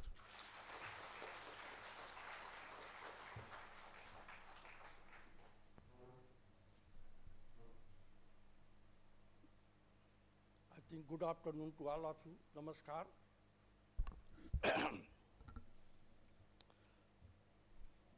My dear esteemed colleague sitting on the dais, I think this is the old NCOR plus NCPOR. I take Thamban, Rajan, Rasik, and Kundu Sahab is a new NCPOR person because we have a very old relation with BITS Pilani. When I joined, the first director of the BITS was Goel Sahab, and we had a very intimate, because he was my personal friend from the days of the IIT Delhi. So first thing he did, he came to NCPR and they said, we want to work together. I said, most welcome, and we will always work together. And this tradition is continued. So I will say he is also from the old NCOR plus NCPOR, Kundu Sahab. Because I was the first visiting professor in BITS, appointed by Goel Sahab. And this was in your booklet, it has come, that is what your professor told me. And then Sudhakar is there, and then Thamban is, Rahul Mohan is there. I see Anu Tiwari, I see Dalvi, I see Anil Kumar, I see Tiwari, Manish. तो मैं तो कहूँगा कि ये तो पुराना NCOR है जो दोनों में हाथ लगाए हुए है, NCOR में भी थे, NCPOR में भी है. So it is always a pleasure to see the growth of NCPOR. अब हमको बोला है कि अब हमारा इनिशियल विजन क्या था, what was my initial vision. First तो एक चीज़ डेस्टिनी होती है लाइफ में, तो ये सब डेस्टिनी थी. मैं तो अपना इसरो में अच्छा खासा काम कर रहा था, मेरा बड़ा नाम भी था वहाँ इसरो में, दो I was very young like you many of you. तो मैं बहुत खुश था वहाँ पर. मैं कहीं डायरेक्टर बन के जाने में बहुत ज़्यादा मेरा इंटरेस्ट नहीं था. मैं एक आध दो डायरेक्टर का पोजीशन छोड़ दिया था. But when this came, and this came from no person other than Dr. Muthu Nagam. And Muthu Nagam being the space person, I being the space person, Professor Rao being the space person, Rangan being the space person, they are all were contemporary, Rangan Sahab, Rao Sahab, Muthu Nagam Sahab. So then they decided that the only person whom we trust and we are confident who can build this institute is Dr. Pandey. Then first I said कि मैं नहीं interested हूँ, तो then मुझको बुलाया गया. Then I said कि when the country needs your experience, expertise, you cannot say no. I said all right, I take this responsibility, and then I took the responsibility and was appointed by no person other than APJ Abdul Kalam Sahab. So when I came here, what to say, this was a good place from where they were launching the expedition with few people. Vasco Rao Sahab was there, Dalvi was there, a few handful people. And I came when it was in Pereira Chambers. नीचे bakery की दुकान थी, सीढ़ी से जाइए, एक हाल था, उसी हाल में हम लोग बैठे थे. फिर मैं सोचता था कि what this will do, because it has already spent 10 years and did nothing to build this institute. And अगर आपको polar में विश्व में अपना नाम कमाना है, you want to be global leader in the field of polar science, so you should have your own home, you should have your own laboratory, you should have your own scientists who are dedicated, determined to do something, to bring laurels to the country. Fortunately, that is where I am very lucky to get a gem of the scientists, Rajan, Sudhakar, Khare, Bhaskar Rao, Arvind Mitra, and administrative support. They are equally good. Dalvi, and then we selected many, Rahul Mohan, Tiwari, Manish, Anil Kumar, John Kurian. You see, I got the gem of the people. We selected, many of them, I selected myself. And I selected irrespective of the caste, creed and religion. Who can deliver? I will give a small story. It is not only important that you should have a brilliant person. If you get, fine. But if you do not get brilliant person, you get the person who are dedicated, whose integrity is very high. That also adds substantial to the growth of an institute. I was very lucky to select some of these brilliant people, and that is why NCPOR, all what I had thought of way back in 1997. So I feel fully satisfied. I was discussing with Rajan. Rajan, if I look back, how I accepted that there was no person, and if you have to take a project where for the last 10 years, with very big institutions, NGRI, and I was standing here nearby, they could not accept the responsibility. And then I accepted the responsibility. When I discussed with Rajan, he said, all right, sir, once you have taken, we'll try to accomplish it. But I am not a geophysicist. I said, why you are not a geophysicist? I am physicist, you are a geologist, so we both make a combination of geophysicists. And few handful people, Kurian was there, selected him, Kurian, and one more, Vijay Lakshmi, for the computer and data. These three people handled 150 crores worth of the project, which has never been handled by MOES at that time. It was almost an impossible task to make it possible. But where there is a will, there is a way. The quality of the people who matters. They were determined, they were patriotic. They say ki no, once the responsibility institute has taken, it has to be done.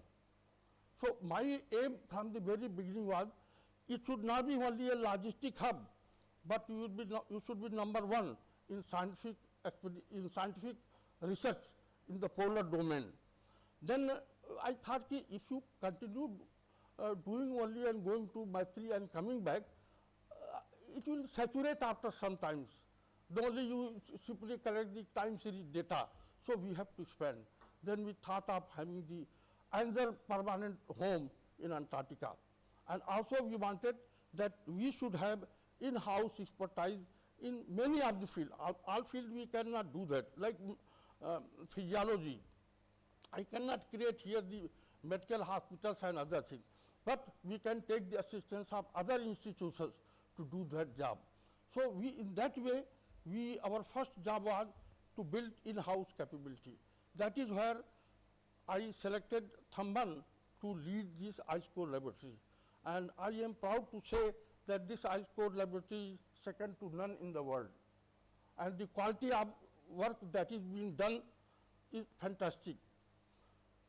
So, and then at the same time, not only ice core, to show to the world we have the ice core laboratory, I gave equal prominence to many of the laboratories. Paleoclimatic lab by Rahul Mohan. The Rahul Mohan came, he said, sir, I want to buy this equipment and want to work in the Southern Ocean, bring the samples and other things. I said, your equipment should be first class first.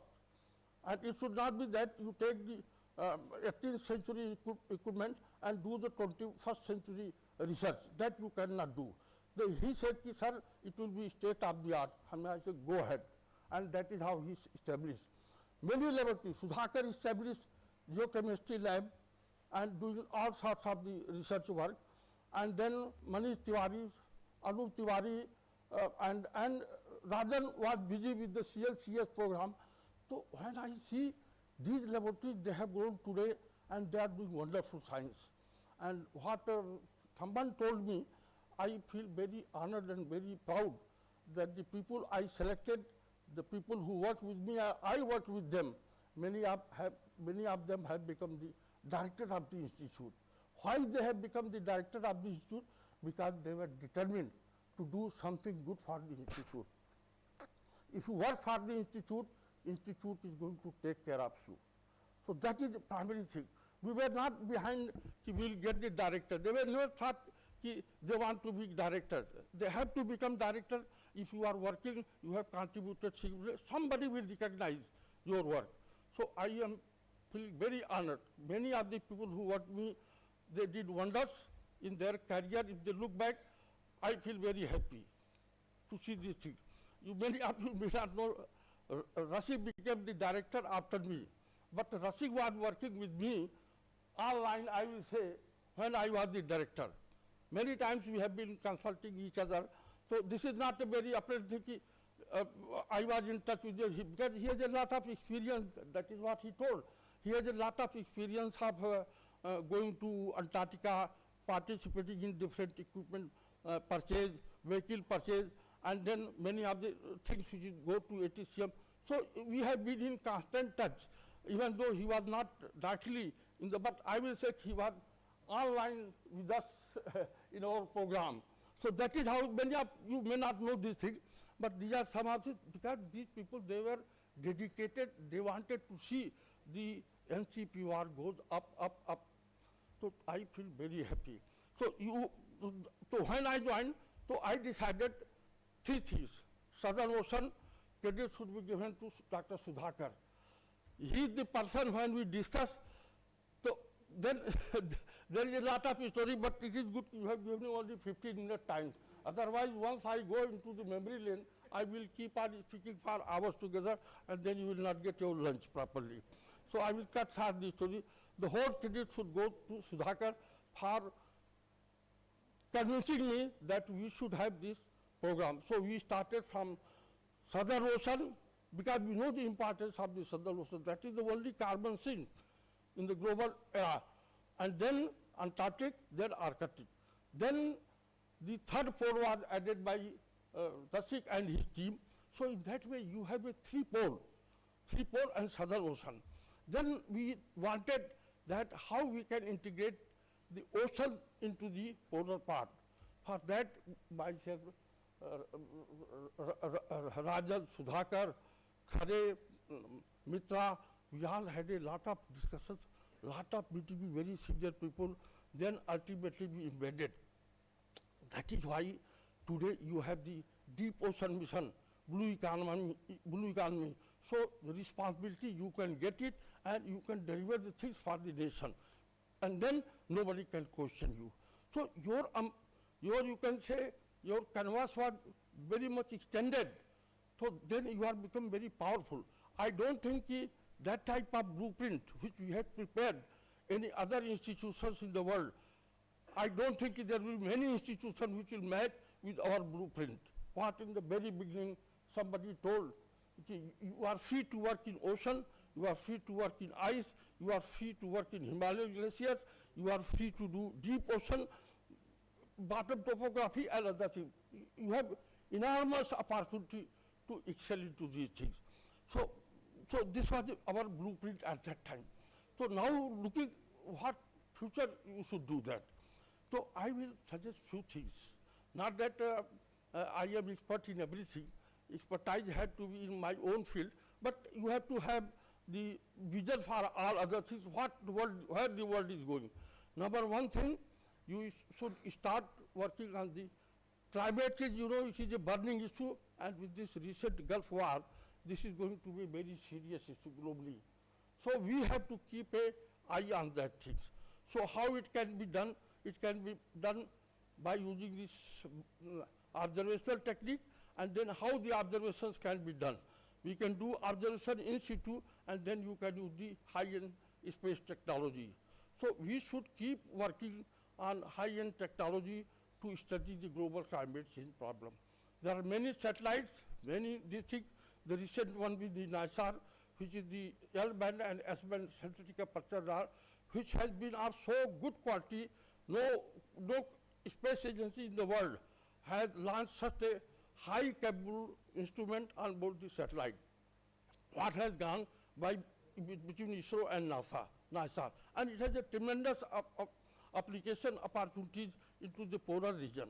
Number two is the like permafrost I was discussing.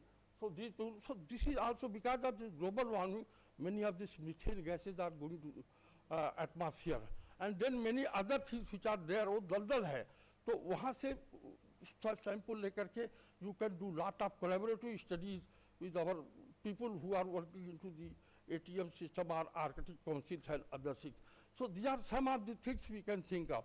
Another thing, we have been focusing about the bioprospecting world in the Antarctic region, and it is high time that we should also start looking into this bioprospecting from the Southern Ocean and also from the thermal vent where things are coming. It is also biologically very rich.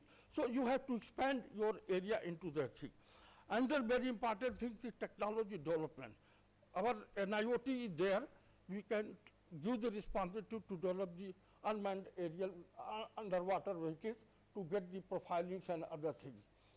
That is also very important for us to keep getting it developed. We cannot develop here. We cannot have another instrumentation vision. But they are our organization, so we can always ask them to do this thing so that we can do monitor the ice conditions and other things. And then other very important is the modeling activity. In modeling activities, I discussed with Thamban, they are getting some postdoctoral, and then you have to rope some very good institutions, IITs and other things. There are some very brilliant people. In many of the only thing is you have to bring them and orient them to your type of, they don't know your problem. But if you sit with them, discuss with them, or a cup of tea, or lunch or dinner, then they will be getting interested. Like biological labs. Many of the biological labs in IITs are fantastic. They are the state-of-the-art laboratory. So we cannot establish that type of laboratory in NCPOR. That is almost impossible. But we can rope them into our program so that they do the quality work. One such work was from IIT Hyderabad. They have also published the paper in Nature. So we have to target many of the good institutions. I know someone has targeted very good group in polar modeling and observation analysis at IIT Kharagpur. Very brilliant person. So we have to be on the lookout of such very good groups in the country and then start working collaboratively. That is also very, very important. Other very important thing, you should get, you can say, access to IIT GM computing facility. I hope you have got it. And ultimately, you should target to have your own high performance computing center in NCPOR. Because ultimately, once you try to involve modeling activity and other things, then you have to have your own computing facility. This is long term I am suggesting, not that you have to go it for tomorrow. Because if you do work on ice modeling, so you have to have many runs and other things. So sometimes their computing systems may be very busy. And nowadays getting the high performance computer has become very easy. Many of the IITs, they are having this computing facility. Gandhinagar, you name anything, because this is the government policy. We have to inculcate the art of using this high performance computing, how to link with that, how to do computer programming, how to do parallel processing. This is new type of things that is coming up. Because nowadays, even in biological things, you have to do computational biology, computational chemistry, hydrodynamics. So how we will do that? So this is the long-term strategy I am suggesting. So this is a very important activity for us. And whatever activities you are having here, last time Thamban told me, we have extended our iSchool lab, new sophisticated equipment, not that you purchase in Pandey's time. I think now you are upgrading your observation facility. Rahul Mohan is upgrading his own facility to observe flora and fauna, and Tiwari is expanding their own environmental related thing. Manish is trying to put more sophisticated. That you have to continue. So these are my some few suggestions I am giving. But I feel very much satisfied, honored to see the growth of NCPOR, because from the very beginning it has got in very good hands. And whatever is there, it is because of the involvement of the people. There is a short story. One Sir C.V. Raman was taking interview. Some few scientists have a few research scholars came for the interview. Not many at that time, because there were not many research scholars, because at that time the research scholars' salary was very minimal. So there was one boy who was not selected, but at that time they used to reimburse the TADA. So that boy had got his money, but he got some 5 rupees more. So he was just standing that somebody should come out, because he got 5 rupees more, he wanted to return it. Fortunately, Sir C.V. Raman came out, the boy went to him, and then he said, sorry, you are not selected. So then he said, I have not come to complain why I was not selected. I have come to return 5 rupees more, because your institute has given me 5 rupees more by mistake, so I have come to return that. Immediately he called that boy, he said, you are selected. Because he was so impressed with his integrity that he got him selected. So he himself told that you get brilliant people, fine, but you also need the people whose integrity is very high. So in that way, I was very lucky to get both very brilliant people with high integrity, with high patriotism. That is how I could build this institute. It is not only Pandey, everybody has contributed. We have very wonderful, Dalvi किधर है? Dalvi है. Dalvi is a person who can do anything. Dalvi, and there were other people, हमारा ये था नागो जी. आप डालवी नागो जी को कोई काम दे दीजिए, it will be done. You don't have to worry. How they will do, it is their outlook. We had very good finance person. What was the name? Sripati. And that purchase person, Begsallu. So they were so good, so efficient. I have never faced what is the audit, what is the problem of audit in my whole career at the NCPOR. I do not know, because some people say audit will make objection, audit will make this objection. I only remember once that this road, I have traveled this bypass road across this our campus. Then there was an objection. Then the audit person came to me. He says, this 10-12 lakh rupees, it is a waste. मैंने कहा कि all right, आप हमें लिख करके एक page पर दे दो. If यहाँ पर फायर लगते उसकी जिम्मेदारी मेरी है. I will pay the money from my own pocket. This is the sentence I use. I said I will pay the money, but you please give me writing. क्योंकि यहाँ पर फायर लग जाती थी और 2-3 बार फायर लग चुकी थी, तो इसलिए वो दोनों काम करता था. फायर के लिए जो है एक वाल जैसा हो जाता था और हम लोगों के लिए भी एक वॉक करने के लिए हो जाता था. So then he said कि sir, we can't do anything, you do whatever you want to do, because you are convinced what you are working for the goods of the institute. So that is also very important thing. So an institute is built by the people's commitment. So here, young mind, what I want to convey to you, this is your institute. Your bread and butter is from this institute. Every time you should think in a very constructive way how we can add to the glory of this institute. I remember one day, Sunday then, myself and Rajan were in the campus. We were just going from main building to the next building. A small girl, she was BSc Act, something, remember, she came, myself and Rajan both were traveling. I said, yes, why are you coming on Sunday? You don't have work at home? No, sir, this is my temple. This is my life. If I don't come and work, who will work? So these are her sentence. So I said, Rajan, this institute is going to become pioneering institute one day. So it is because of this dedication of the people. This institute is what it is today. It is not Pandey was the instrumental, ठीक है नाम हो रहा है कि मैं founder हूँ, founder हम सब हैं जो इसके साथ लग करके काम किए, वो सब फाउंडर हैं. तो मैं सब शुभकामना देता हूँ आप लोगों के लिए. आपका भविष्य बहुत ही उज्जवल है. आपके पास अपॉर्चुनिटी इतनी है, इसलिए अपॉर्चुनिटी देखिए, ओशन आपके पास आ गया. That is how you have the parliamentary doodle program, hydrothermal program, deep ocean mission, blue economy. So you have taken the things which you cannot chew. So involve the people from many institutions and share openly. That is why you will grow, institute will grow, nation will grow. So that is all I want to convey. Thank you all very much.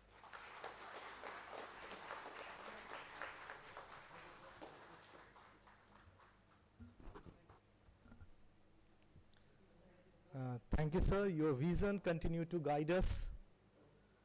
कुछ लोग इतिहास नहीं लिखते, वे इतिहास की नींव रखते हैं. आज महान संस्थान के पीछे एक दूरदृष्टि होती है, एक ऐसा नेतृत्व जो सीमाओं से परे सोचता है. आज हम उसी दृष्टि और संकल्प का सम्मान करते हैं जिसने इस यात्रा की शुरुआत की. इसके लिए हम सब हृदय से सर आपको आभार व्यक्त करते हैं. Now it is a time to move a special and a proud moment for the NCPOR program, the presentation of NCPOR awards. This is a time to celebrate the excellence and acknowledge the sincere efforts of our colleagues whose dedications and commitment have strengthened the NCPOR mission in every possible way. At NCPOR, excellence is reflected not only in the science, but also the administration, operations, and all supporting roles that keep the institute functioning seamlessly. The NCPOR award are the humble tribute to these individuals whose consistent hard work has contributed significantly to the growth and the success of this organization. To formally announce the NCPOR awards for year 2020-25, now I request Dr. Manish Tiwari, Chairman of Academic Committee, NCPOR, and the Group Director of Arctic Operations to kindly come further and take the proceedings forward and make the announcement. Dr. Manish.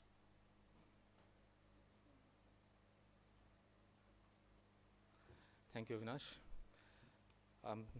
Respected dignitaries on the dais and dear friends.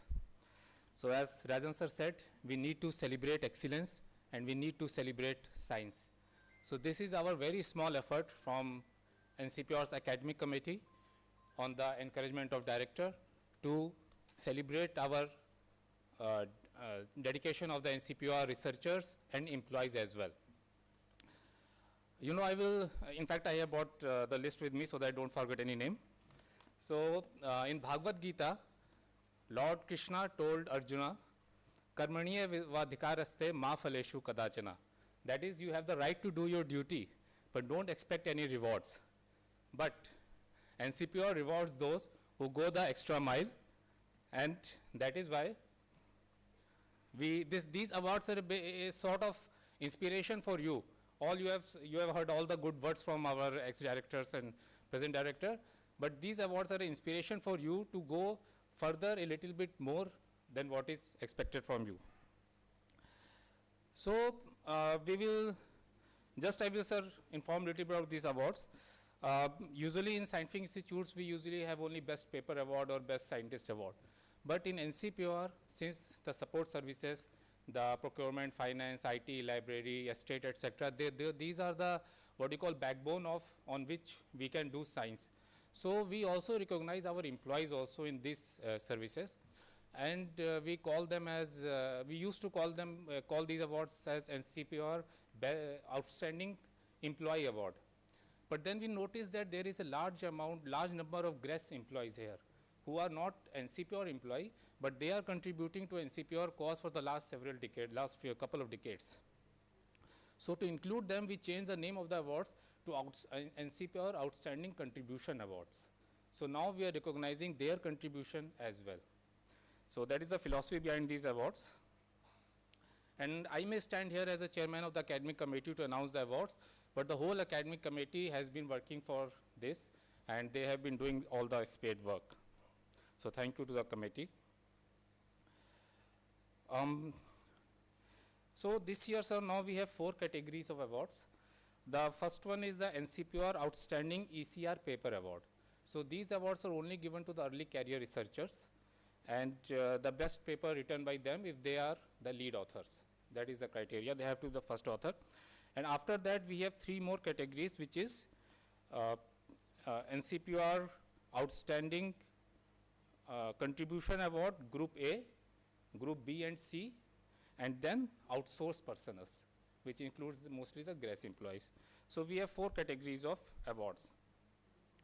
And these awards do not have a cash prize as per the government directives, but respect cannot be measured by money.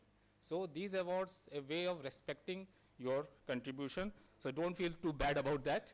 And but the ECR paper award has a monetary benefit attached to it, in the sense that those ECRs will be sponsored for a foreign conference fully by NCPOR if they continue to perform well.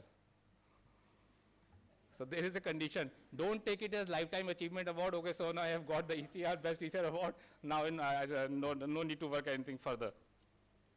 So we will start with the youngsters, and I will request all the dignitaries to please step forward. I will call the names. Those persons shall come and shall receive the award. And before I announce the Early Career Researcher Award, let me tell you that this year we received 4 papers, and those papers were evaluated by our RAC members. And starting with, I shall name those people because they gave their time and effort for evaluating those awards. Starting with the chairman of the RAC, Dr. Rasik Ravindra sir evaluated the paper. Professor NC Pan from Delhi University, Professor Pallam Raju from Senior Professor PRL, Dr. Swapna Panikal from IITM, Professor Mohammad Hata from CUSAT, Dr. VVSS Sarma from NIORC Vizag, and we had international reviewer as well, Dr. Kenichi Matsuka from Norwegian Polar Institute, and Dr. Frank Lamy, a very well recognized paleoceanographer from Alfred Wegener Institute, Germany. So these papers were selected after very heavy review by all these senior scientists. So they are more tough than the Bhatnagar Award, in fact.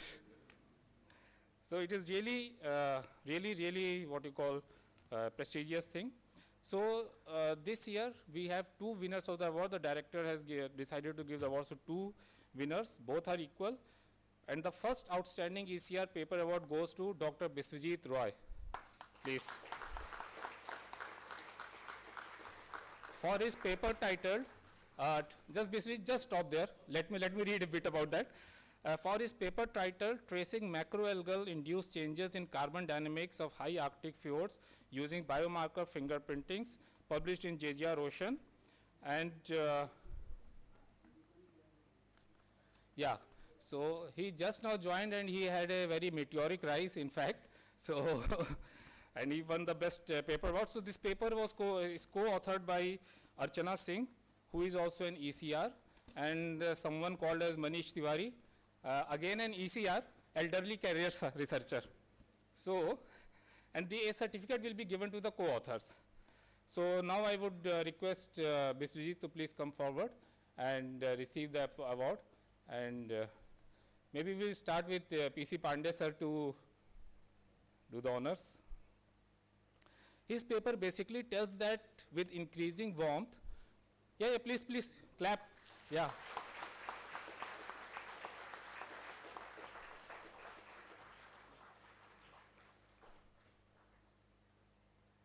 His paper tells that with increasing warmth, how oxygen is going to reduce in the Arctic because of enhanced macroalgals and kelp. So those things will reduce oxygen in the coastal Arctic. So it's and his paper was selected by the AGU editors for publication in EOS, their magazine. Yeah, EOS. So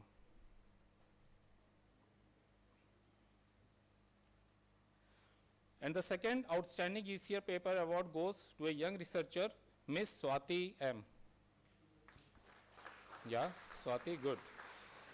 For her paper, The Role of Atmospheric and Oceanic Factors in the Record Low Antarctic Sea Ice Extent of 2023, co-authored with Avinash Kumar, a special congratulations to Avinash, she is his PhD student, Juhi Yadav and Rahul Mohan, also on the stage. Swati, yeah, maybe Rasik sir, will you please do the honors? Yeah. Clap please.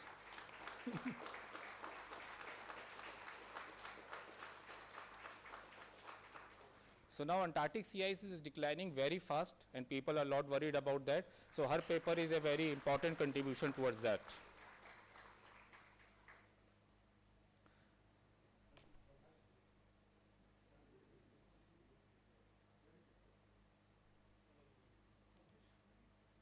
It is published in Global Planetary Changes, and Biswajit paper was published in JGR Oceans.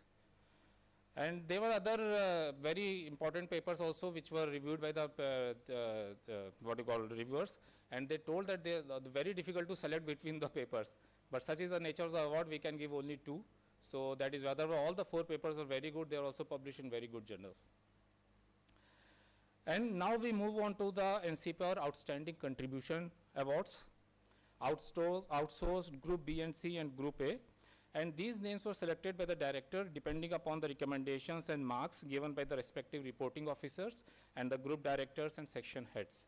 So we receive nominations, we evaluate them, give marks, and then finally selected by the director. That is how it goes. So let's start with the outsourced personals. And that also someone from the finance section, because everybody wants to be in their good books. Nobody wants to offend finance. So let me first call the first outsourced NCPOR Outstanding Contribution Awards for outsourced person goes to Ms. Mananda Mandrekar.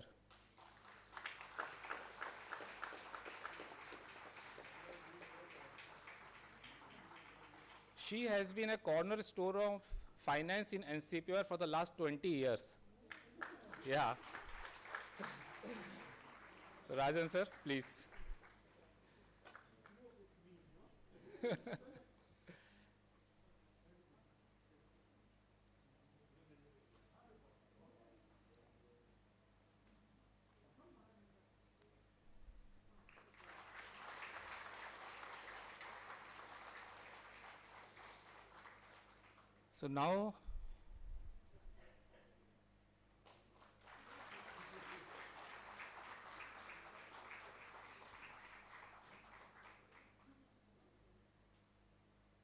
So now you realize the importance of including outsourced personals. They have been working for NCPOR for last so many years, but they were unrecognized, but now, yeah, their service is better late than never, let me say. Now then the other outstanding contribution award for outsourced employee goes to Ms. Pavitra Desai from the procurement section, who has been working in NCPOR for last 19 years.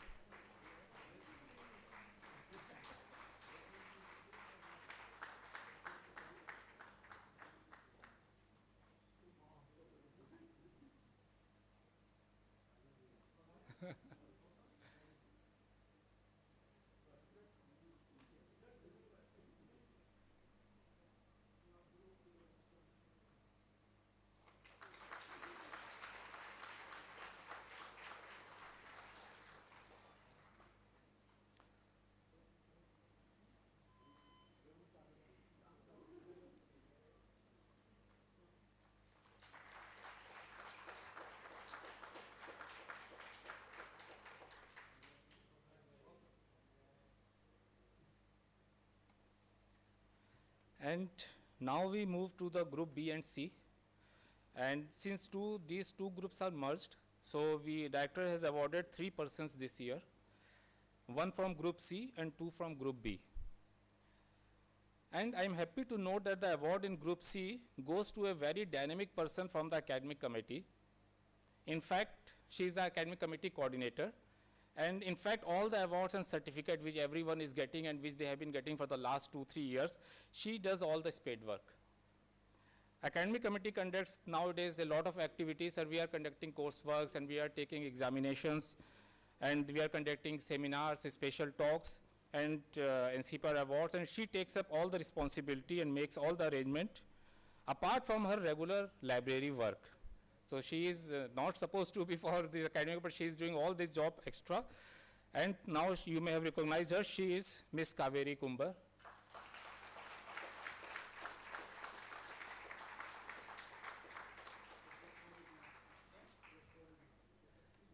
She is almost, she has been working in NCPOR for last 15 years.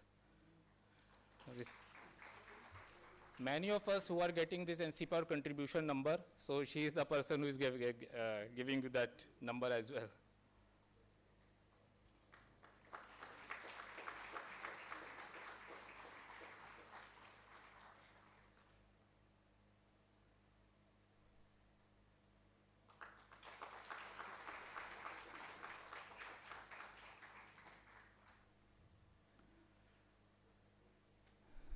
Congratulations, Kaveri ji, and thank you for your service to academic committee as well. Now we move to Group B, and the name on the list, next name is Mr. Ravinder Singh from administration.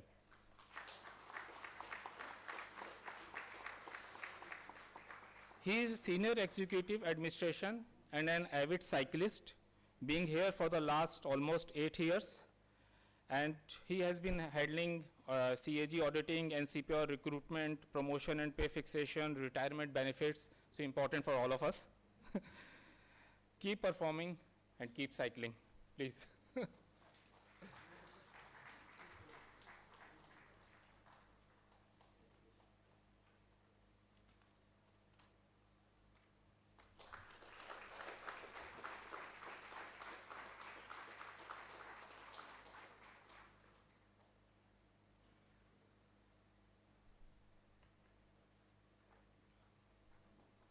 Applause, please.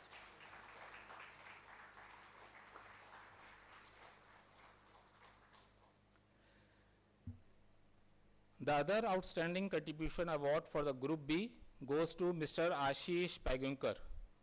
Yes, Ashish. He has been here for the last 14 years.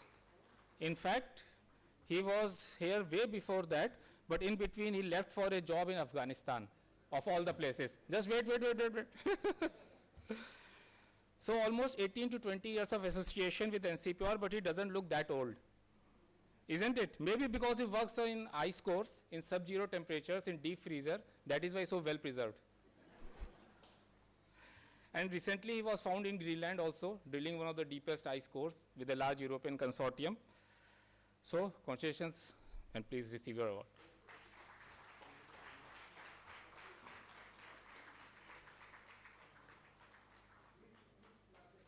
Yeah, please.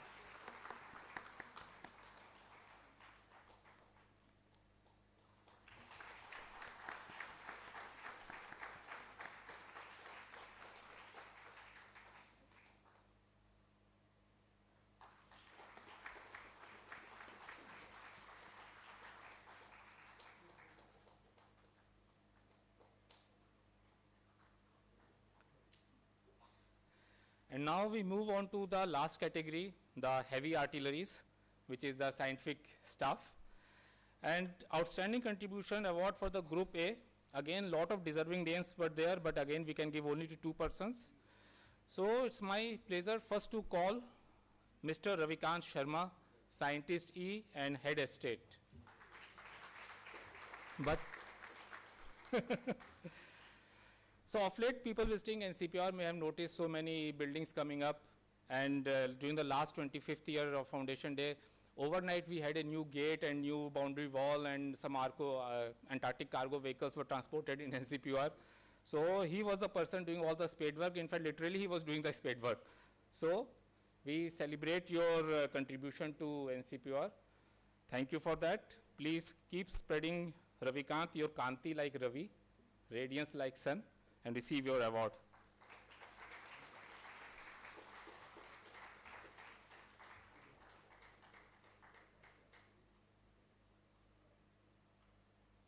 Please, claps, please.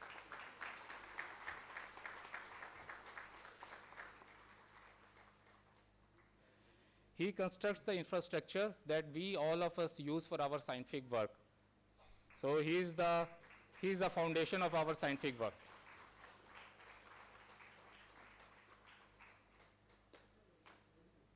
It is important to recognize the people who make base for us to work upon.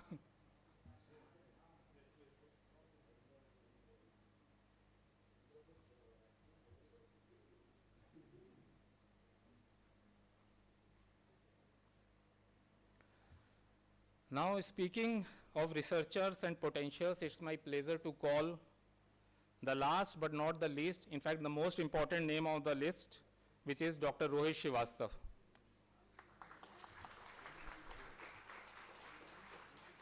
He is Scientist E and Scientist in charge of the Arctic Logistics section. Over the last couple of years, as Director also told, that we have expanded our Arctic activities massively. We have started Winter Arctic, 24, now 365 days a year in the Arctic. New themes we have started, astrophysics, astronomy, lightning. Now we have launched expeditions to Canada and Greenland Arctic. So all those during that time who stood by my side and took upon himself all the responsibilities is Rohit.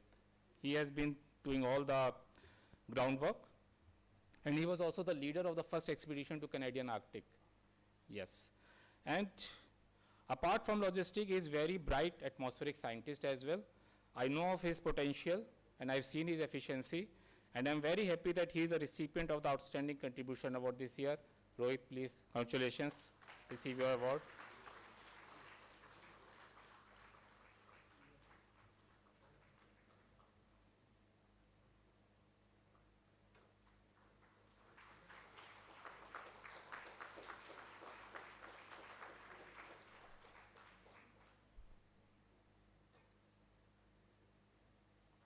A round of applause, please. This is the last, so you may applaud as much as you want.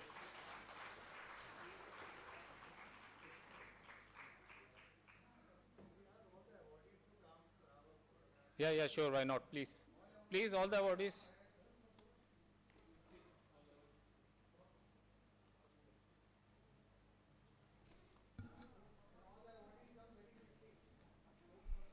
चलो भाई हैं? नहीं तो photo खिंचवा देना, आओ तुम भी आ जाओ, हम लोग भी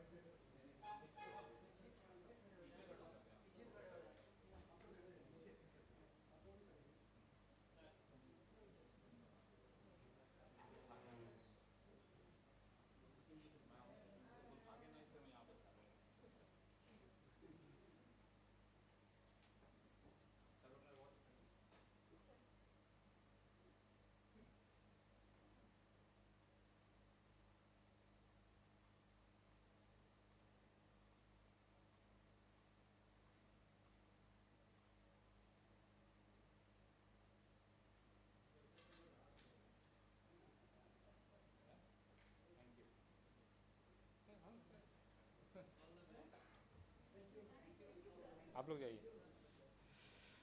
With this we come to an end, and those who may not have got this year, or those who were only thinking that we are just clapping uselessly, we are just here for clapping. So I have one share for them, and it's very popular. That खुद ही को कर बुलंद इतना. अविनाश बोला मेरा शेर. खुद ही को कर बुलंद इतना कि हर तकदीर से पहले खुदा बंदे से खुद पूछे बता तेरी रजा क्या है.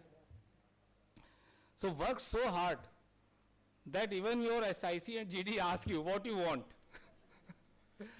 It all depends on your work. The more work you hard, even director asks you what you want, and next year surely you will be on the stage receiving the awards. So with this, I wish all the awardees congratulations, and future aspirants best of luck. Thank you very much. Thank you, Dr. Manish. Making this this segment is very interesting. हर सम्मान एक नई जिम्मेदारी का संदेश देता है. जो किया है तुमने अच्छा किया, अब और बेहतर करना है. With these lines, I congratulate all the awardees. Your achievement inspired many of us and strengthened the spirit of excellence of the NCPOR. Ladies and gentlemen, it is now to express our heartfelt gratitude to the remarkable individuals who have graced today's ceremony with their presence and the wisdom. I request our director, Dr. Thamban Melot sir, to kindly honor our esteemed guest on behalf of entire NCPOR. I'll request first our chief guest, Dr. Prem Chand Pandey sir. He is the founding director, NCAOR. Give a big round of applause for.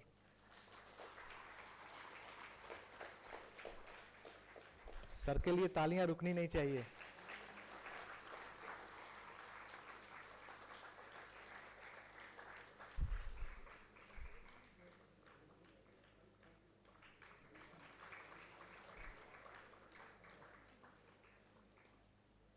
Dr. Rasik Ravindra sir, Chairman RSC, NCPOR and the former Director NCAOR.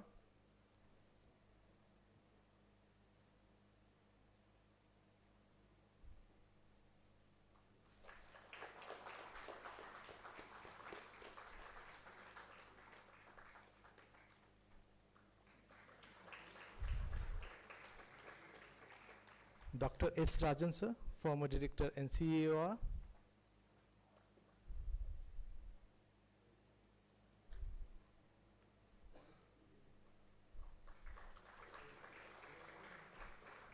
जोरदार तालियों की जरूरत है.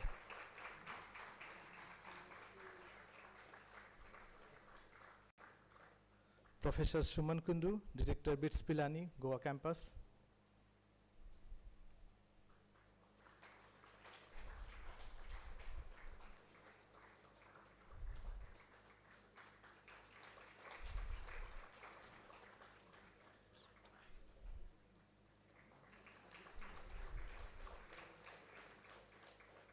Dr. M. Sudhakar sir, former Director CMLRE.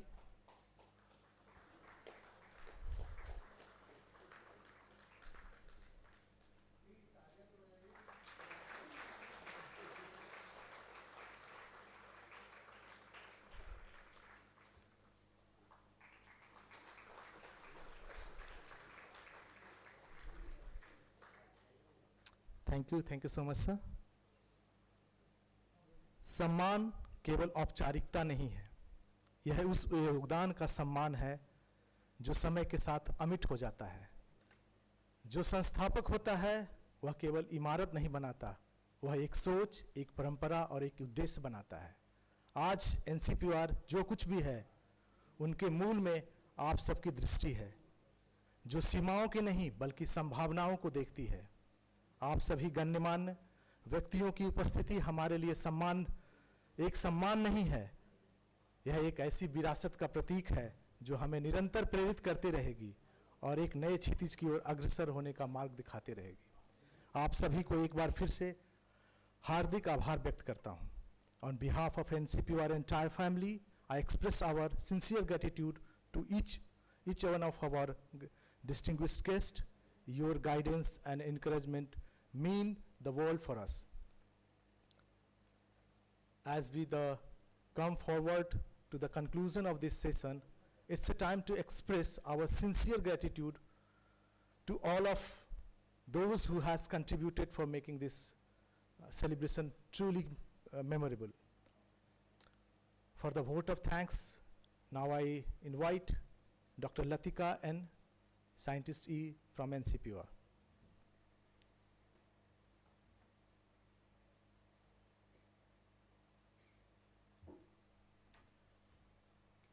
Honorable Chief Guest, our founding director, Dr. Prem Chand Pandey, distinguished former directors, guests, colleagues, and families, thank you for making this 26th Foundation Day truly memorable.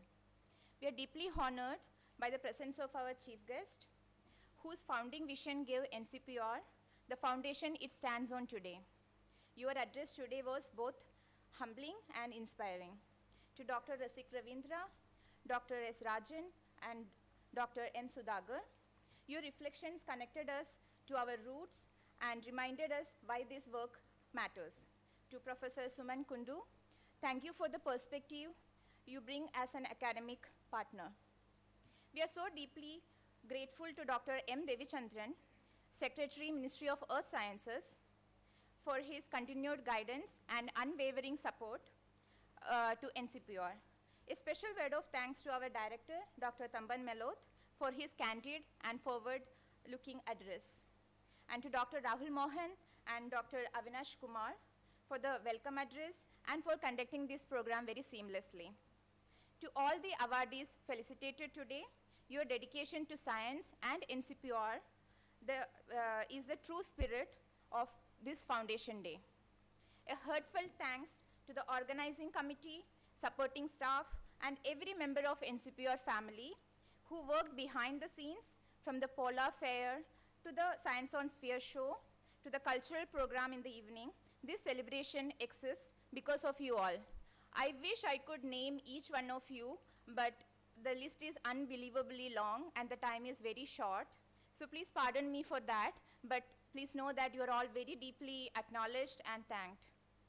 The theme of this Foundation Day is not merely a statement, it's a commitment.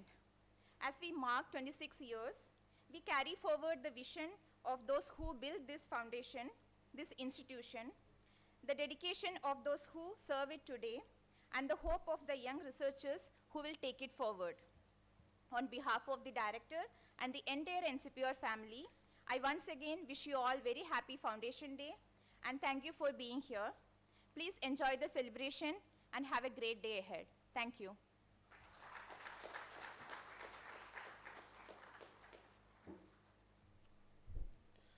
Thank you, Dr. Latika, for those heartfelt words and gratitude.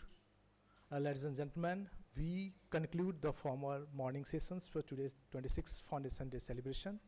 Before we break our session and move for the group photograph and the lunch break, there are some announcement for the today's afternoon program. Post-lunch, we invite you all to the part of the vibrant, engaging activities which is lined up for the today's afternoon to the evening. This is the first experiment we have done today for the Polar Fair, which is going to inaugurated by 3:15. So I'll request all the members to be please present at around 3 p.m. The theme of the Polar Fest is celebration of fun, food, and creativity. This all by our NCPOR members, which will be open for all the staff and their families, so which has been invited from the 3 o'clock onwards. There will be Science on a Sphere show, which is very unique and first which we have experimented. And now we have our own module, which is going to be show about the NCPOR activities, as well as we are showing the solar system. And it will be very interesting for you and your family and your kids, offering the experience for our outreach activities, what we have taken up. And today's program will end up for the beautiful, energetic Foundation Cultural Program. As you know that we do very well. And that will be held here in the Prithvi Bhavan. And due to the large number, as morning sir, Sudhakar sir was also saying that we have trying to be streamed in different locations. Please excuse us because the numbers are very high. Whoever come first, they will take their seat. So may I request all the dignitaries and the invited guests and members to kindly, we will proceed for the group photograph at the Polar Bhavan, and that will be followed by the lunch. They are only in the stilt area. So please refer for the detailed program at which we have given in our flyer. And thank you once again for all the dignitaries and all the NCPOR colleagues for the joining today. Jai Hind.